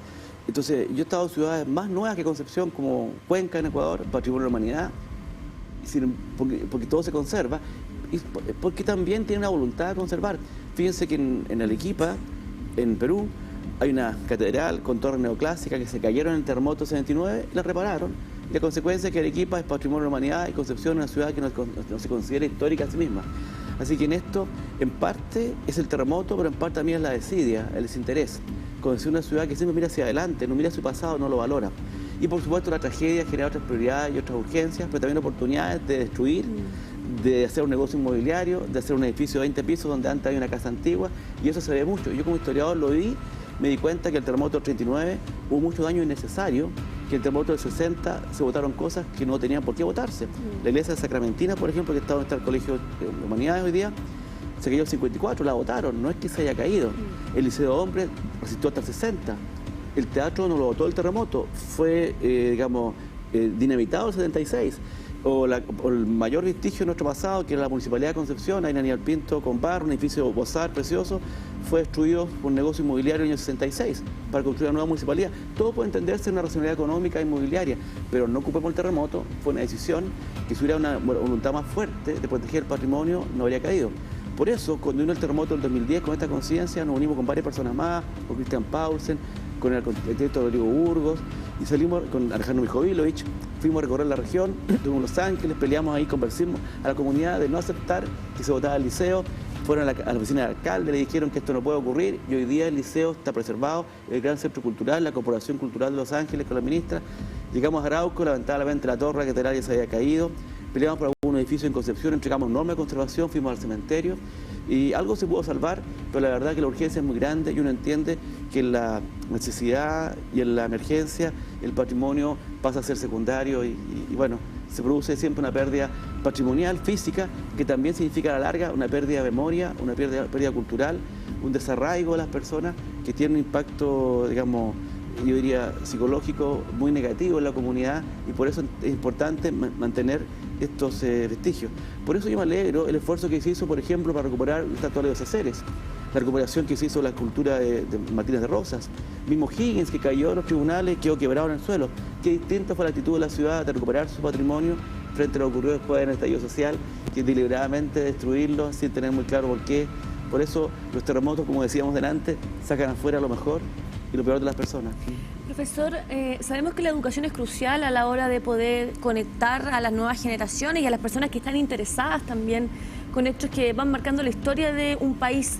¿Cuáles son los libros más representativos y más importantes que se pueden ir invitando a que la gente vaya reconociendo, que existan quizás en biblioteca o incluso en internet, para nosotros ir recorriendo y conociendo todos estos hechos que tienen relación con los terremotos? Fíjate, curiosamente, en los episodios más extremos de la vida en comunidad existe una pulsión por escribir. La gente necesita dejar un testimonio, contar algo, y por eso no tiene que ver, pero la independencia, en las grandes guerras, cuando se trata, por ejemplo, del régimen militar, hay mucha bibliografía. También de los terremotos, yo tengo la colección de unos 60 libros sobre los terremotos, increíble como la gente ha escrito testimonios personales, varias empresas, universidades sacaron libros testimoniales contando cómo fue para ellos. Otros lo hacen desde el punto de vista más científico, más geológico, otros lo hacen desde el punto de vista arquitectónico, urbanístico. Hay mucha bibliografía sobre el terremoto que se puede recopilar, porque también hay testimonios coloniales, sobre todo el terremoto del 51, cuando la ciudad se vino, porque hubo informes que levantaron del gobierno, los vecinos votaron, y todo eso quedó registrado y se ha publicado. Para mí me parece muy interesante un libro que editamos sobre el cementerio, que se llama Cementerio General de Concepción, perdón, es un libro propio, se llama Patrimonio Recobrado, porque ahí se cuenta todas las intervenciones que hicimos con el equipo de la Corporación Senco, con apoyo municipio y gobierno regional, y también de muchas instituciones y personas para ir poniendo de pie el cementerio, no solo de los daños del 2010, sino también de los daños del 39 y del 60, y ahí entonces se queda visto cómo se puede recuperar cuando hay voluntad y un conocimiento técnico. ¿Está en el archivo? Está en el Archivo Histórico de Concepción. Sí. ¿Me da el nombre de nuevo para lo mostrar? El libro, en el portal del Archivo Histórico de Concepción, está el libro que se llama Cementerio General de Concepción, Patrimonio Recobrado.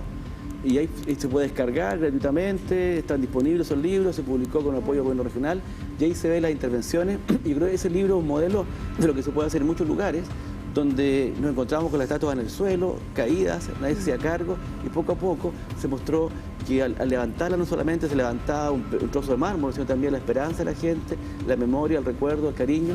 Y hoy día, ¿quién puede negar que el cementerio, con sus 30 hectáreas, con sus 200 años, un gran patrimonio de la ciudad? Y entonces ese libro ha sido un modelo también para otros cementerios de cómo hacer las cosas. Además, no solamente levantar los fierros, sino hacer un modelo de gestión de cómo conservarlos, de cómo mantenerlos en el tiempo. Y en el cementerio, lo último que les comento, que en el cementerio hay un gran mausoleo de Emilio González, que quedó caído, inclinado, a punto de caerse. Entonces ahí lo que se dio derecho es echarlo abajo, pero nosotros no hicimos eso, lo estabilizamos y quedó inclinado. Quedó inclinado para siempre, una mole de 50 toneladas, para que los niños del presente puedan saber lo que le hace un terremoto a una ciudad.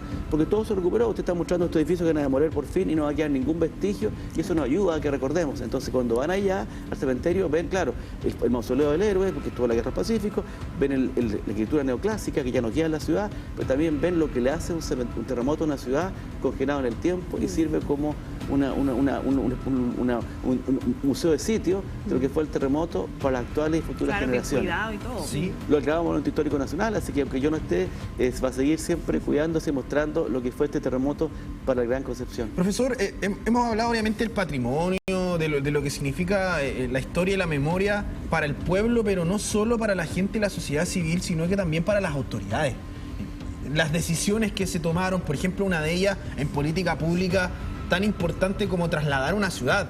Hoy en día lo que es el actual Penco, lo que es el actual Concepción, cómo cambia también la organización dentro de lo que eran los contextos en aquella época, lo que era mover la ciudad también hasta este lugar, y cómo eso ha generado también impacto en la forma en que las autoridades comienzan a pensar o a tomar decisiones en base a estos hechos también que ocurren. Fíjese que es súper interesante ese traslado a las ciudades. No es algo único de Concepción, ¿eh?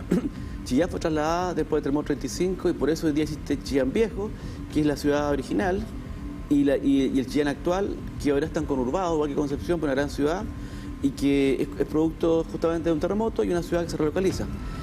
Chillán, a diferencia de Concepción de Penco, no fue destruido. Quedó, todos los recalcitrantes, los nostálgicos se quedaron, otros se fueron, y finalmente hubo dos ciudades, una rica y una pobre, que hoy día hasta las dos vienen homologadas, porque a partir del año 96 Chillán Viejo es también comuna, se ha pavimentado, es un municipio, por lo tanto ha tenido un buen desarrollo urbanístico en los últimos 20 años. Pero en el caso de Concepción, yo quiero contarles que antes, en el terremoto de 1657, se empezó a trasladar la ciudad al río Maule, al Duado, llevarse a Concepción, lo que significaba correr la frontera 200 kilómetros. O sea, entregar este terreno que los españoles ya estaban ocupando y correr la frontera, digamos, y devolverse a los mapuches. La implicancia de eso. Eso fue la desesperación, pero los vecinos se negaron, los vecinos quisieron quedarse, correr el riesgo, reconstruir, y la ciudad se quedó. Por eso, la lección de eso, yo lo contaba en el año 2010 a los empresarios, es cuidado con la reconstrucción promovida desde el centro de Chile, del centralismo, porque a veces hace más daño que bien. Imagínense, Concepción no existiría. Pero el traslado más conocido, por supuesto, es este de Penco. Yo quiero contar que Concepción se destruyó varias veces con los maremotos y no se trasladó. Entonces ustedes dirán, ¿por qué se trasladó entonces ese año si siempre se destruía, se reconstruía? Por dos razones, según yo. Una es porque hubo un maremoto en 1730 y otro el 51. Que la misma generación, en menos de 20 años, tenga que rehacer la ciudad, dos catedrales que demoran 40 años en construirse, fue un poco mucho, ¿no es cierto? No hubo tiempo de recuperarse, pareciera que fue demasiado devastador, todavía están ahí las ruinas de la ciudad destruida cuando había que de nuevo trasladarse. Además que el 30 se destruyeron todos los registros, los títulos de propiedad, el cabildo de la ciudad, el otro día el gobernador me escribió cuando fue su acto de instalación, me preguntó: Armando, mándame el acta de fundación de Concepción. Le dije: no existe, se la llevó al mar. Entonces, muchas cosas se han podido recrear a partir de documentos que están en el Archivo de India o en otros lados, pero Concepción perdió mucho de su historia. Pero en el año 51 pasó una cosa que no había ocurrido antes. El maremoto destruyó el puerto. Si ustedes van a Penco, está el Fuerte de la Planchada, ¿no es cierto? El Fuerte de la Planchada es un fuerte pequeño que no protege una bahía de 20 millas. Lo que protege es el puerto. Entonces los barcos venían, se ponían al frente ahí, los cañones de la planchada, ahí se ve la imagen, que eran 17, protegían el desembarco y el puerto funcionaba. Pero si ustedes, yo cuando niño iba a bañarme a Penco, uno caminaba 300 metros y con el agua hasta aquí no va siendo niño, por lo tanto el puerto se perdió. Y de hecho el puerto que hay hoy día, que la COSAF, son puertos que han tenido que dragar o puertos muy profundos. Y entonces una ciudad sin puerto hoy día, y sobre todo en tiempo colonial, no sería para nada. Y por eso entonces en esa época La Serena tenía por puerto Coquimbo, Santiago, Valparaíso y Concepción estaba en Penco. Y cuando se sacaba el puerto, se trasladó a la ciudad y se designó a Talcahuano como puerto de la Concepción. Y por eso es que Talcahuano, yo diría equivocadamente, celebra como fundación el año 64, 5 de noviembre, que no fue la fundación de la ciudad, sino el día que fue declarado como puerto, surgidero y amarre de la Concepción. Porque Concepción ahora quedó separado de la ciudad del puerto, la ciudad que al interior, a 8 kilómetros del mar, y el puerto en Talcahuano. Después Talcahuano creció urbanísticamente, se transformó en villa, después de ciudad, por supuesto, una gran ciudad hoy día, y con Uruguay, con una gran Concepción. Pero por eso nos vinimos del mar, no por miedo a los terremotos, porque nunca le hemos tenido miedo, sino porque se acabó el puerto y sin puerto no hay ciudad. Profesor, me quedo dando vuelta un poco esto respecto al cementerio y mantener esa como cicatriz, por así decirlo de alguna manera, y que nos mantenga ese recuerdo. Si finalmente es curioso, mientras estamos preparando todo este material y uno va sacando cuñas o declaraciones de las personas en la calle, uno va viendo, de repente ve a jóvenes y uno dice: debe haber tenido 2 años cuando fue el terremoto. Y claro, nació. O no sé, piensa jóvenes que van a entrar este año a la universidad, 18 años, tenían 3 años, o sea, no tenían mucha noción, y estamos hablando ya que son personas adultas. O sea, cualquier persona de menos de 25 años no tiene memoria, así rápido va quedando atrás estos recuerdos, por eso los errores se pueden repetir. Y por lo mismo lo importante también de mantener esto, pero ¿cómo lo mantenemos de acuerdo al cuidado del patrimonio? Pensando en alguna declaración que me entregó el alcalde de Talcahuano, Eduardo Saavedra, pensando en el mercado. En esta mole en Talcahuano, que claro, hay un tema económico, hay un tema también de resguardo social, el espacio. No sé, como historiador, mantener estos espacios, recuperarlos de alguna manera. En algunos momentos se hablaba incluso, por ejemplo, en el Alto Río, en todo este espacio, de hacer tipo museo.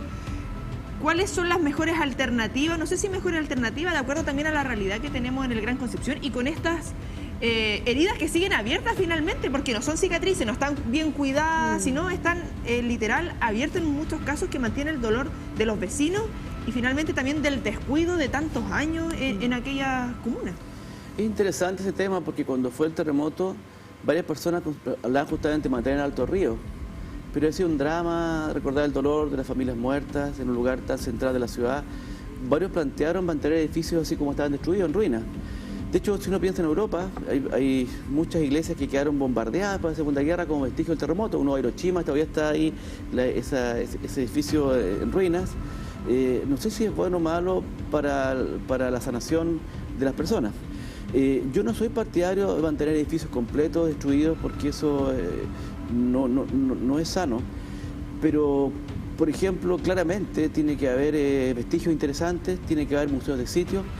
Y los museos que se hacen sobre el terremoto son en parte recordatorios históricos, pero también son lugares educativos, preventivos, donde se enseña a tomar conciencia y cómo actuar, porque en esto yo creo que las medidas preventivas con la comunidad son tanto más importantes que el recuerdo del pasado.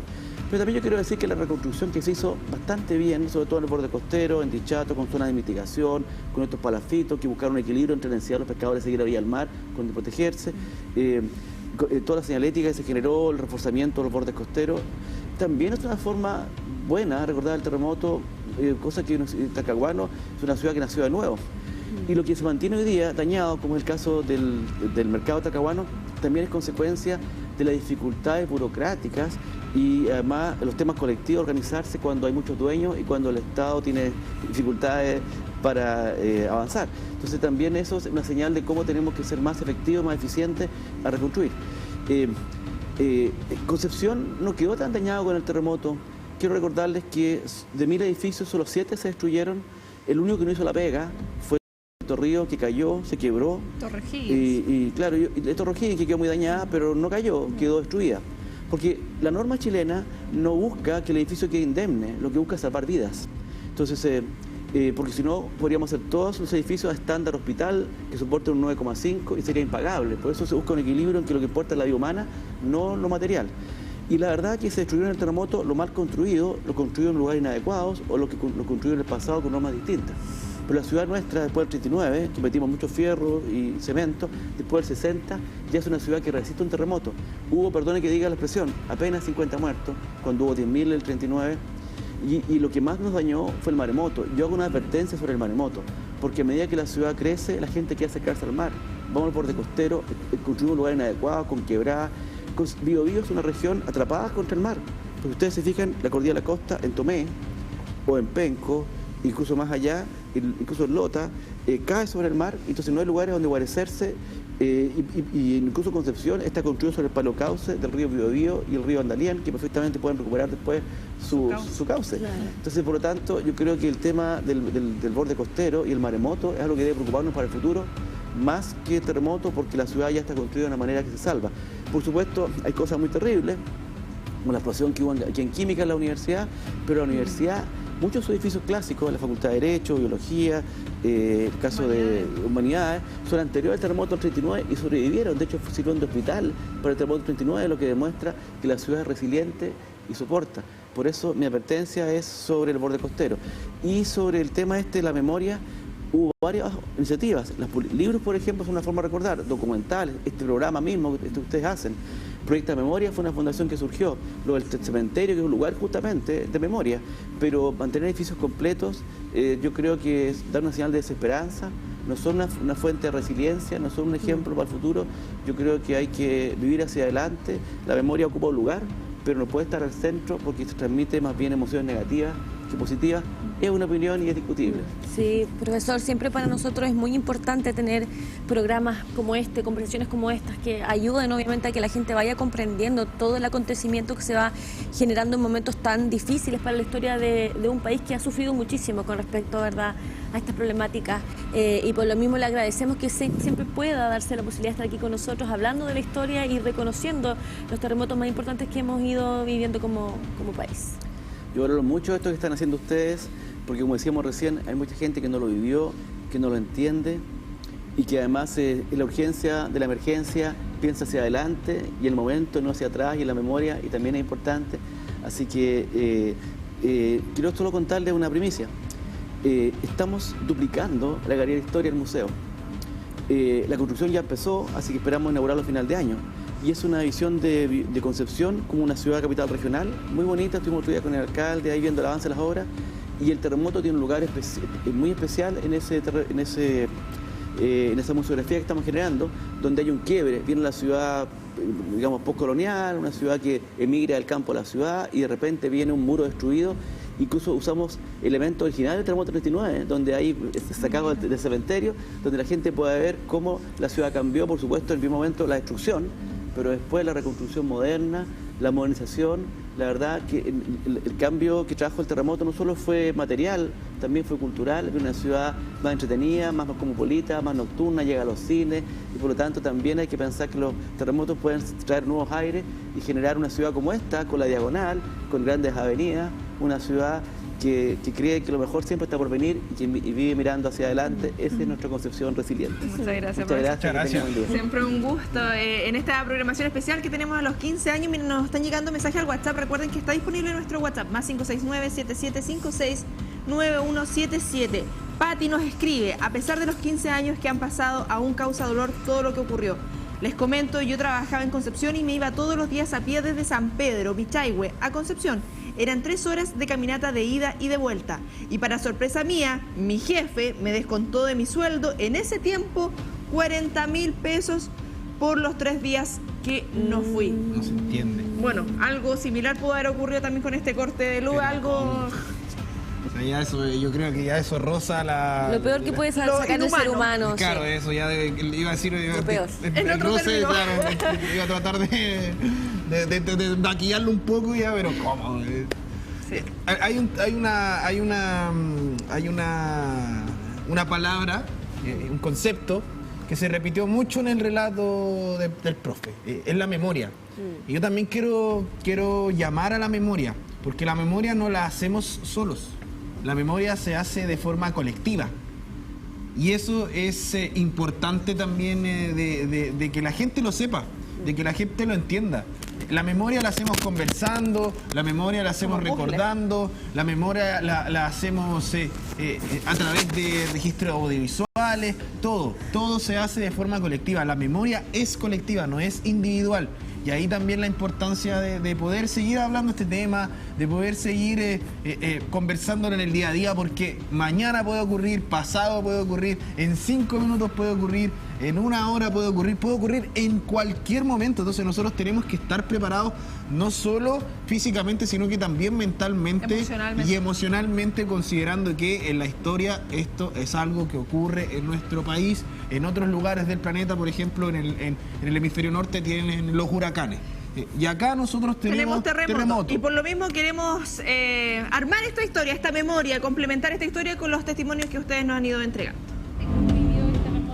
Del terremoto lo pasé muy mal. Se cortó la luz, no había agua, no habíamos qué hacer, estábamos desesperados.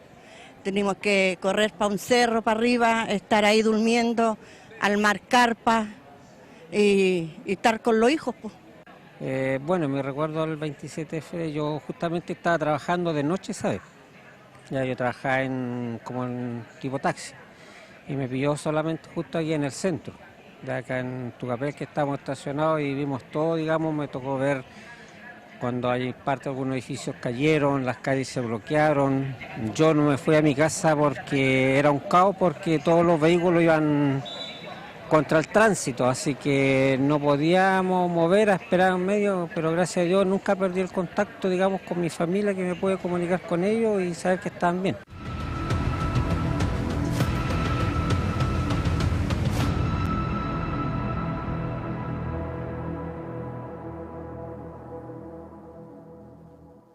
Después de casi 4 años de arduo trabajo, desde que se inició el proceso participativo, contamos con una propuesta de reforma de estatutos de la Universidad de Concepción. Propuesta elaborada por la Comisión para la Reforma de los Estatutos, compuesta por 4 representantes del directorio y 4 del Consejo Académico, y que fue aprobada por ambos cuerpos colegiados superiores de la universidad. Agradecemos a esta comisión haber logrado plasmar y ponderar los elementos centrales de la etapa de participación de la comunidad universitaria, incorporando la experiencia y aporte de los procesos previos de reforma de los años 1997 y 2007, la experiencia universitaria reciente, la necesidad de una adecuación a la legislación vigente y que se encuentra comprometido en la resolución de acreditación institucional del 2024. En especial, agradecemos el esfuerzo realizado por quienes integraron esta comisión para alcanzar consensos en la absoluta mayoría de sus artículos, para reflejar la voluntad de quienes integramos la comunidad Universidad de Concepción. La propuesta permitirá actualizar y modernizar la institución, adaptándose a los cambios normativos que han ocurrido en el sistema de educación superior durante los más de 35 años de vigencia de los actuales estatutos, lo que ha desembocado en un texto que entre las reformas establece Ampliación de las personas selectoras con voto ponderado para los procesos de elección de cargos unipersonales: rector, rectora, decano, decana, director, directora de departamento. Consagración expresa en el nivel estatutario que establecen mejoras en la separación de los roles en la gobernanza, para favorecer de mejor manera el adecuado control y oposición de funciones, reforzando las atribuciones del directorio respecto del cuidado del patrimonio. Creación de una comisión de ética de la Asamblea de Socios y Socias. Contraloría con carácter autónomo, haciéndose eco de la necesidad de garantizar la probidad y transparencia. Se incorpora un órgano triestamental consultivo que puede canalizar las inquietudes de la comunidad y aportar desde su diversidad al desarrollo institucional. Limitación a la reelección de autoridades, de manera de garantizar la renovación de los liderazgos internos, fortaleciendo la democracia universitaria. Separación de las actuales funciones de la vicerrectoría en una prorrectoría y en una vicerrectoría de formación, e incorporación también a nivel estatutario de las vicerrectorías de investigación y desarrollo y de relaciones institucionales y vinculación con el medio. Ampliación del derecho a voto en el Consejo Académico a todos sus integrantes permanentes, incluyendo voto de representantes estudiantiles por cada campus y a las direcciones de escuelas de la universidad. Reconocimiento a los campus y a la necesidad de garantizar el desarrollo armónico de ellos. La consagración a nivel estatutario de la importancia del desarrollo del personal universitario, académico y no académico. Por todo esto y más, invitamos a socias y socios de la Corporación Universidad de Concepción a participar para redefinir el futuro de nuestra institución el próximo 20 y 21 de marzo. Al votar como socias y socios de la corporación. Revisa en detalle esta propuesta en el sitio web estatutos.udec.cl. Y gracias a nuestro esfuerzo y compromiso, démosle a las nuevas generaciones UDEC un marco normativo que les permita seguir creciendo, aportando al país y enfrentando los desafíos de una universidad pública en pleno siglo XXI para así afirmar nuestra universidad, nuestros estatutos.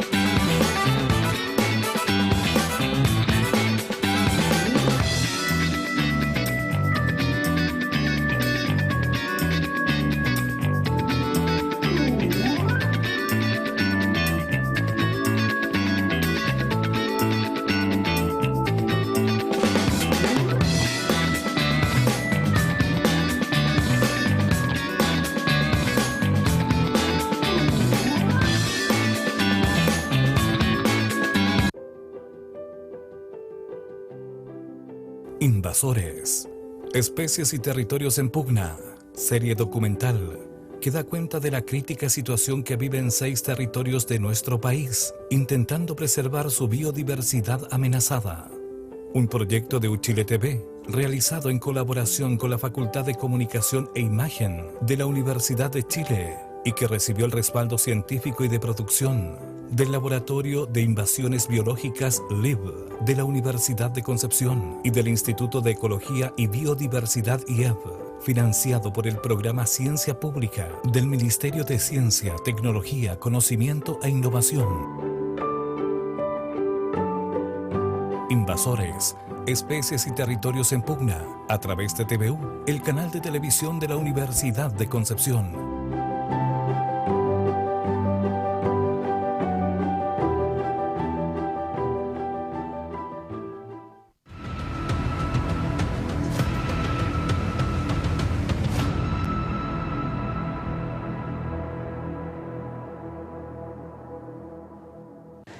Bueno, el 27 estaba en casa, desperté por el ruido que se hacía, porque vino un ruido, desperté, dije va a temblar. Fui a ver a la pieza de mi hijo, lo que me llamó la atención fue que en mi patio hay una higuera y en el patio se vio una luz como blanca, así celeste, se iluminó todo el patio. Y de ahí un temblor fuerte. Ya prendiendo la radio me di cuenta de que había vivido un terremoto y no me había dado cuenta de que había vivido un terremoto. Yo estaba en la cordillera con mi señora, en una cabaña bien aislado. Fue horrible. Hoy día, paseándome por aquí por el centro, me recuerda exactamente cuando llegué acá a Concepción. destruidos, con la gente que parecían zombies en realidad. No estamos acostumbrados a esto, a pesar de que sufrimos un 27 de febrero, no hemos aprendido nada. Fuerte declaración, no hemos aprendido nada. Bueno, eso es lo que queremos también, sus comentarios, que nos vayan escribiendo a través de Instagram, a través de @tvu_televisión, donde se encontraban, también a través de nuestro WhatsApp que está disponible, ir conectando también con esas experiencias desde todas las aristas. Yo creo que hemos aprendido algo. Sí, algo sí. Algo hemos aprendido. Tan negativo. No suena tan tajante. No, sí, suena tajante, porque de partida cambió mucho la forma. Exacto, ahí apuntaba. La institucionalidad completa en su funcionamiento a nivel general. Lo mencionó Williams. El cambio de Nemi a Senapred no solo ha sido en cuanto a este tipo de mega eventos, sino que también en lo que es la prevención en detalles, en lo que es el seguimiento hasta a las emergencias, la señalética, o sea, si hay aprendizaje, y es bueno también que lo señalemos, que ya, básicamente eso es parte, lo comentábamos, es parte de todo y todas. O sea, si no hay aprendizaje es porque nosotros tampoco aprendimos. Si no aprendimos de nada es porque uno también tiene que hacer la autocrítica, decir, si decimos que no hemos aprendido, es porque yo tampoco he sacado un aprendizaje de eso. Y hay que también ahí, como personas, también de repente no solo culpar hacia afuera, sino que también un poco hacia la interna y empezar a ver qué estoy haciendo yo. Eso es otro detalle. Y ahí también hacer un mea culpa y reconocer que muchas veces nuestro país siempre es reactivo, reaccionamos ante las catástrofes más que la prevención. Entonces esperamos que con estas conversaciones, con nuestros expertos y también desde el lado humano, podamos justamente estar preparados un 100% para poder vivenciar catástrofes que van a seguir históricamente ocurriendo en nuestro país. No puede ser posible que, si ya tuvimos la experiencia de terremotos históricos, como hablábamos con el profesor, hayamos estado tan al debe en un 27F, ¿cierto?, hace 15 años atrás. Así que creemos es crucial, ¿cierto?, tener esta posibilidad de tener conversaciones en un día tan importante como... Y por lo mismo queremos tomar contacto con Carlos Quintana respecto a todo lo que está pasando en la comuna de Hualpén. Carlos, ya te estamos viendo en imágenes y estábamos hace aproximadamente unos 40 minutos cuando inicia esta demolición. Sí, ahí vamos a retomar el contacto respecto a lo que estábamos viendo en vivo y en directo, este inicio, esta demolición, todo lo que se genera a 15 años y claro, lo que buscan también las y los vecinos respecto a que ese lugar sea mucho más seguro. Era insalubre en muchos casos. Y mira, aprovechando que se pegó ahí un poco la imagen de Carlos Quintana, y estamos viendo también ahí, estamos tomando contacto con Pame Castillo, lo que fue el tema de las antenas con este apagón general. Estuve más o menos prestando atención también a la conversación que tenían con el profe Luis García Santander en torno justamente a lo que es la duración de las antenas. 4 horas. Sí. 4 horas, y a mí se me cayó la señal telefónica por completo. O sea, no se podía ni llamar ni mandar mensaje de texto. Entonces ahí también, por ejemplo, ahora como se perdió un poco la señal analógica, sí, y todo digital, imagínate lo difícil también que va a ser los despachos en vivo en caso de que ocurra algo algo Pero similar. Ahora tenemos sí, ahí estamos ya desde Dichato, la estamos viendo a Pame Castillo. ¿Cómo estás, Pame? Bienvenida, Pame. Buenas tardes a todos los que están en estudio. Nos encontramos desde la Plaza de Ciudadanía de aquí en Dichato, donde a 15 años de la tragedia, sin duda, las huellas siguen en cada uno de sus habitantes. El día de hoy estamos en una actividad autogestionada por la comunidad, donde se van a rendir homenaje a todas las víctimas y sobre todo también se va a realizar una reflexión respecto de todo lo que ha ocurrido y sobre todo de cómo han sido estos 15 años también por parte de cada una de las familias, cómo lo han vivido, lo han experimentado y sobre todo también rendir homenaje a las víctimas. El día de hoy quiero que ustedes también me acompañen porque estamos con parte de algunas personas que son parte importante de esta autogestión. Estamos con Josué Mora. ¿Cómo estás, Josué? Hola, bien, todo bien aquí. Quiero que nos puedas comentar, estamos en vivo para el modo verano también respecto a esta actividad que se está realizando en la Plaza de la Ciudadanía y sobre todo la importancia que tiene para ustedes como dichatinos. Claro, aquí recordando en memoria esta trágica fecha que afectó a la mayoría de la zona de aquí centro-sur, pero sobre todo a esta localidad que uno cuando niño despertó y vio que estaba todo en el piso, todo era desolador lo que se podía ver. Y de repente 15 años después vemos que ya tenemos las costaneras y ya está todo reconstruido, entonces es una bonita manera de poder recordar lo que pasó y que nos hizo crecer y bueno, seguir adelante siempre. Josué, tú formas parte también del Comité de Vivienda que participó y está el que está también liderando esta actividad. Cuéntame un poco qué los motivó y qué los movilizó. Bueno, sí, soy el presidente del comité.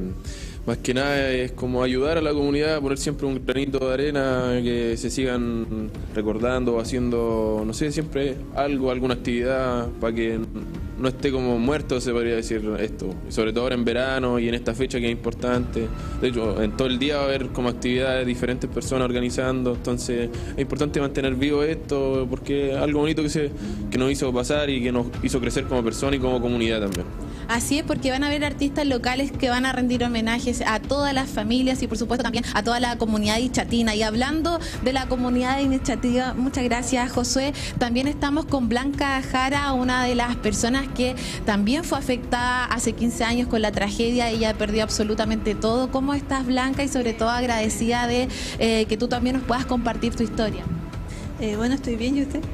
Bien, también acá de alguna forma teniendo este espacio de reflexión para la comunidad donde ustedes también se han autogestionado para poder realizar. Claro, bueno, agradecer primero a las personas que gestionaron esto para hacer el memorial, por todas las personas que fallecieron y por todo el daño que también hubo aquí en Dichato, que fue bastante. La mayoría de las personas que vivían en el centro perdieron sus casas, algunas que vivían más arriba perdieron por el tema del temblor. Bueno, yo en mi caso perdí toda mi casa.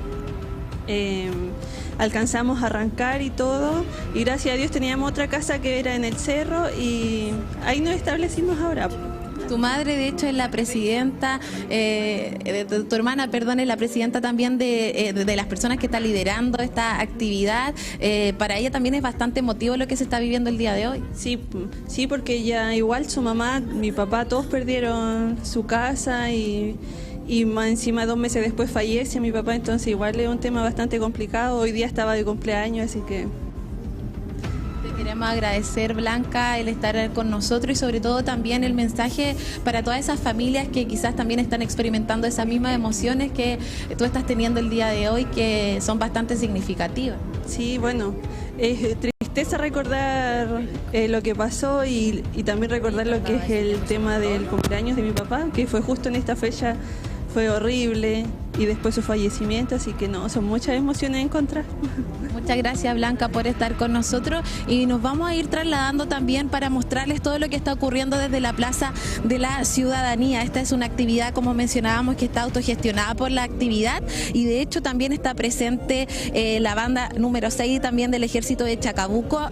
Y vamos a conversar prontamente también con las autoridades. Ya está presente la Armada de Chile, Carabineros. El día de hoy se presentan bastantes artistas locales. Vamos a nombrar algunos de ellos, como Norma Parra, también cantante dichatina, Fernando Garrido, la agrupación folclórica también de exalumnos de Dichato y por supuesto también la Escuela de Cueca Cristian Marín. Estamos acá con el teniente Héctor Fuensalía también, que es parte de la comunidad. ¿Cómo está, teniente? ¿Cómo está? Buenos días. ¿Cómo se siente de estar el día de hoy en esta actividad bastante reflexiva, conmemorativa y me imagino que ustedes también bastante importante, sobre todo por el trabajo que realizaron en esa época? Sí, bueno, los Carabineros de Chile, especialidad en particular los del Retén Dichato, nos encontramos muy agradecidos por la organización, la Ilustre Municipalidad de Tomé, por esta invitación a esta ceremonia solemne y bien bonita que se va a llevar a cabo.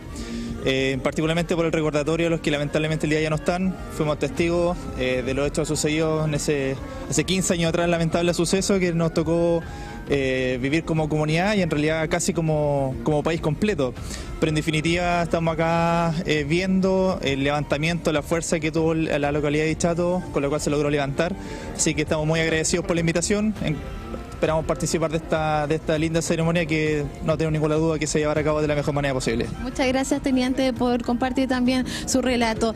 Hablaba algo importante el teniente respecto de la resiliencia de la comunidad, de la importancia también de lo que está ocurriendo el día de hoy, de esta actividad que se está realizando aquí en la Plaza de la Ciudadanía. Recordar que las regiones afectadas fueron Valparaíso, Santiago, Maule, Biobío, donde acumulábamos más de 13 millones también de habitantes y cerca del 80% de la población también que se vio afectada hace 15 años, y por lo mismo es tan relevante mostrarles lo que está ocurriendo. También vamos a estar comentándoles un poco de las personas, las autoridades también que son parte de esta actividad.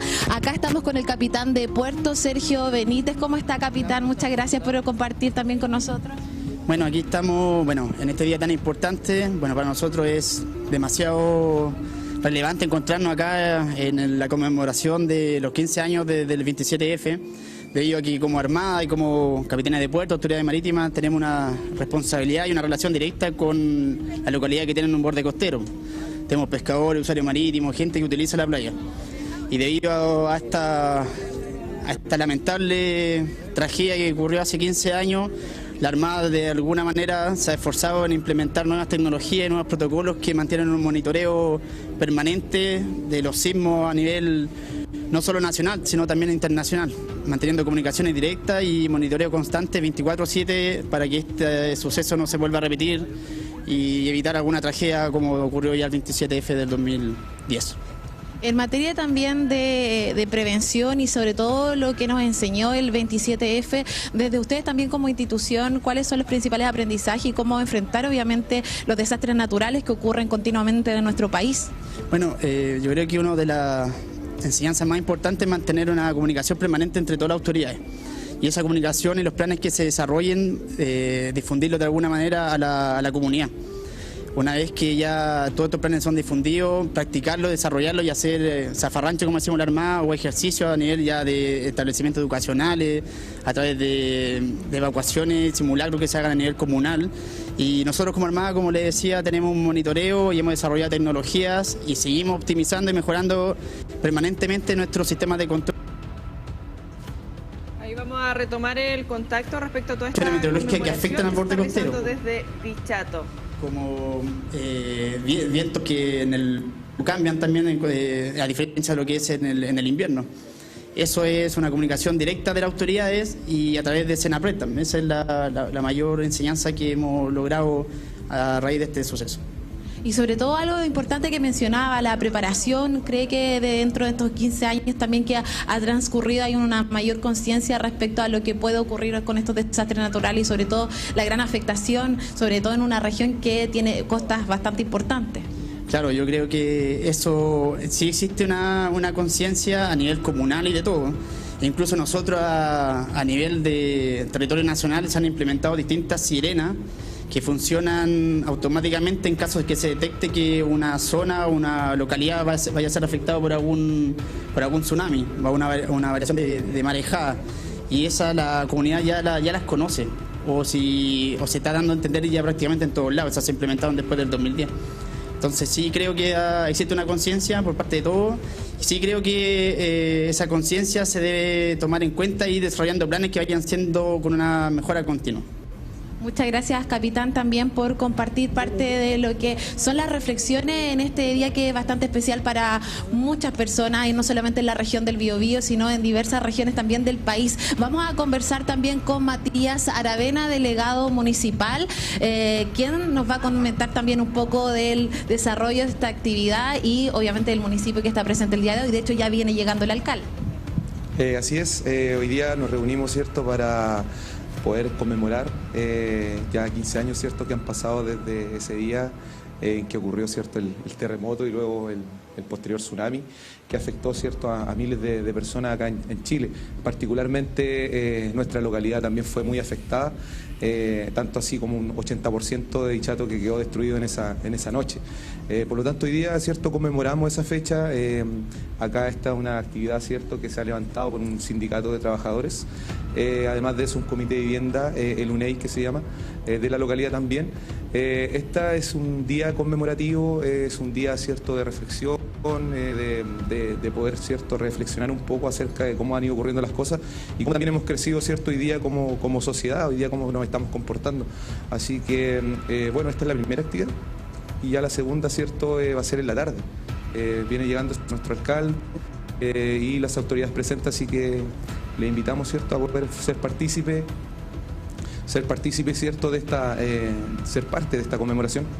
Y reflexionar acerca de cómo estamos, ¿cierto?, hoy día, agradecer a Dios también por los momentos que nos brinda y considerar, ¿cierto?, agradecer a la vida por permitirnos estar acá. Así es, Matías. Mientras tanto nos vamos a trasladar donde el alcalde, ahí que ya saludó también a la presidenta de lo que es el Sindicato de Trabajadores. Danitza, ¿cómo estás? Hola, Elita, a sentarse, mi guachita. Pasen. Hola. Ya están tomando asiento las autoridades también para comenzar la actividad donde se va a dar inicio. Y Danitza también, antes de iniciar la actividad, Danitza, coméntanos la importancia para ustedes también de poder autogestionar esta actividad y sobre todo convocar a la comunidad dichatina. Sí, lo que pasa es que una es la convocatoria que se le está haciendo a toda la comunidad, a todas las autoridades.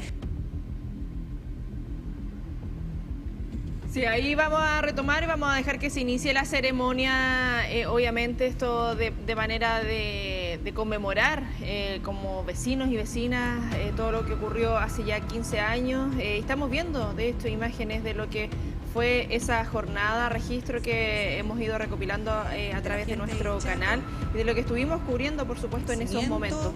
Vamos a retomar. Retomamos contacto. De todo Dichato para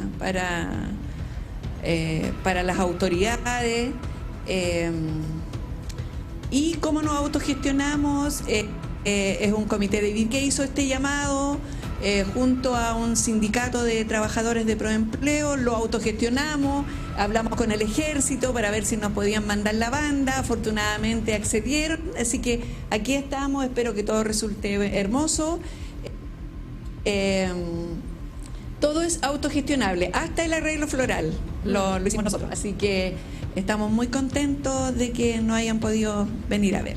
Muchas gracias a ti, al contrario, también por estar con nosotros. Ya quedan solo minutos para comenzar la ceremonia. Vamos a ver si podemos hablar con el alcalde antes de iniciar la ceremonia respecto a lo que está ocurriendo el día de hoy. Está ahí conversando también con el capitán de puerto. Alcalde, antes de iniciar la ceremonia en directo para TVU Televisión, la importancia de esta actividad y también la presencia de ustedes también como autoridades. Muy buenos días, permiso, voy a saludar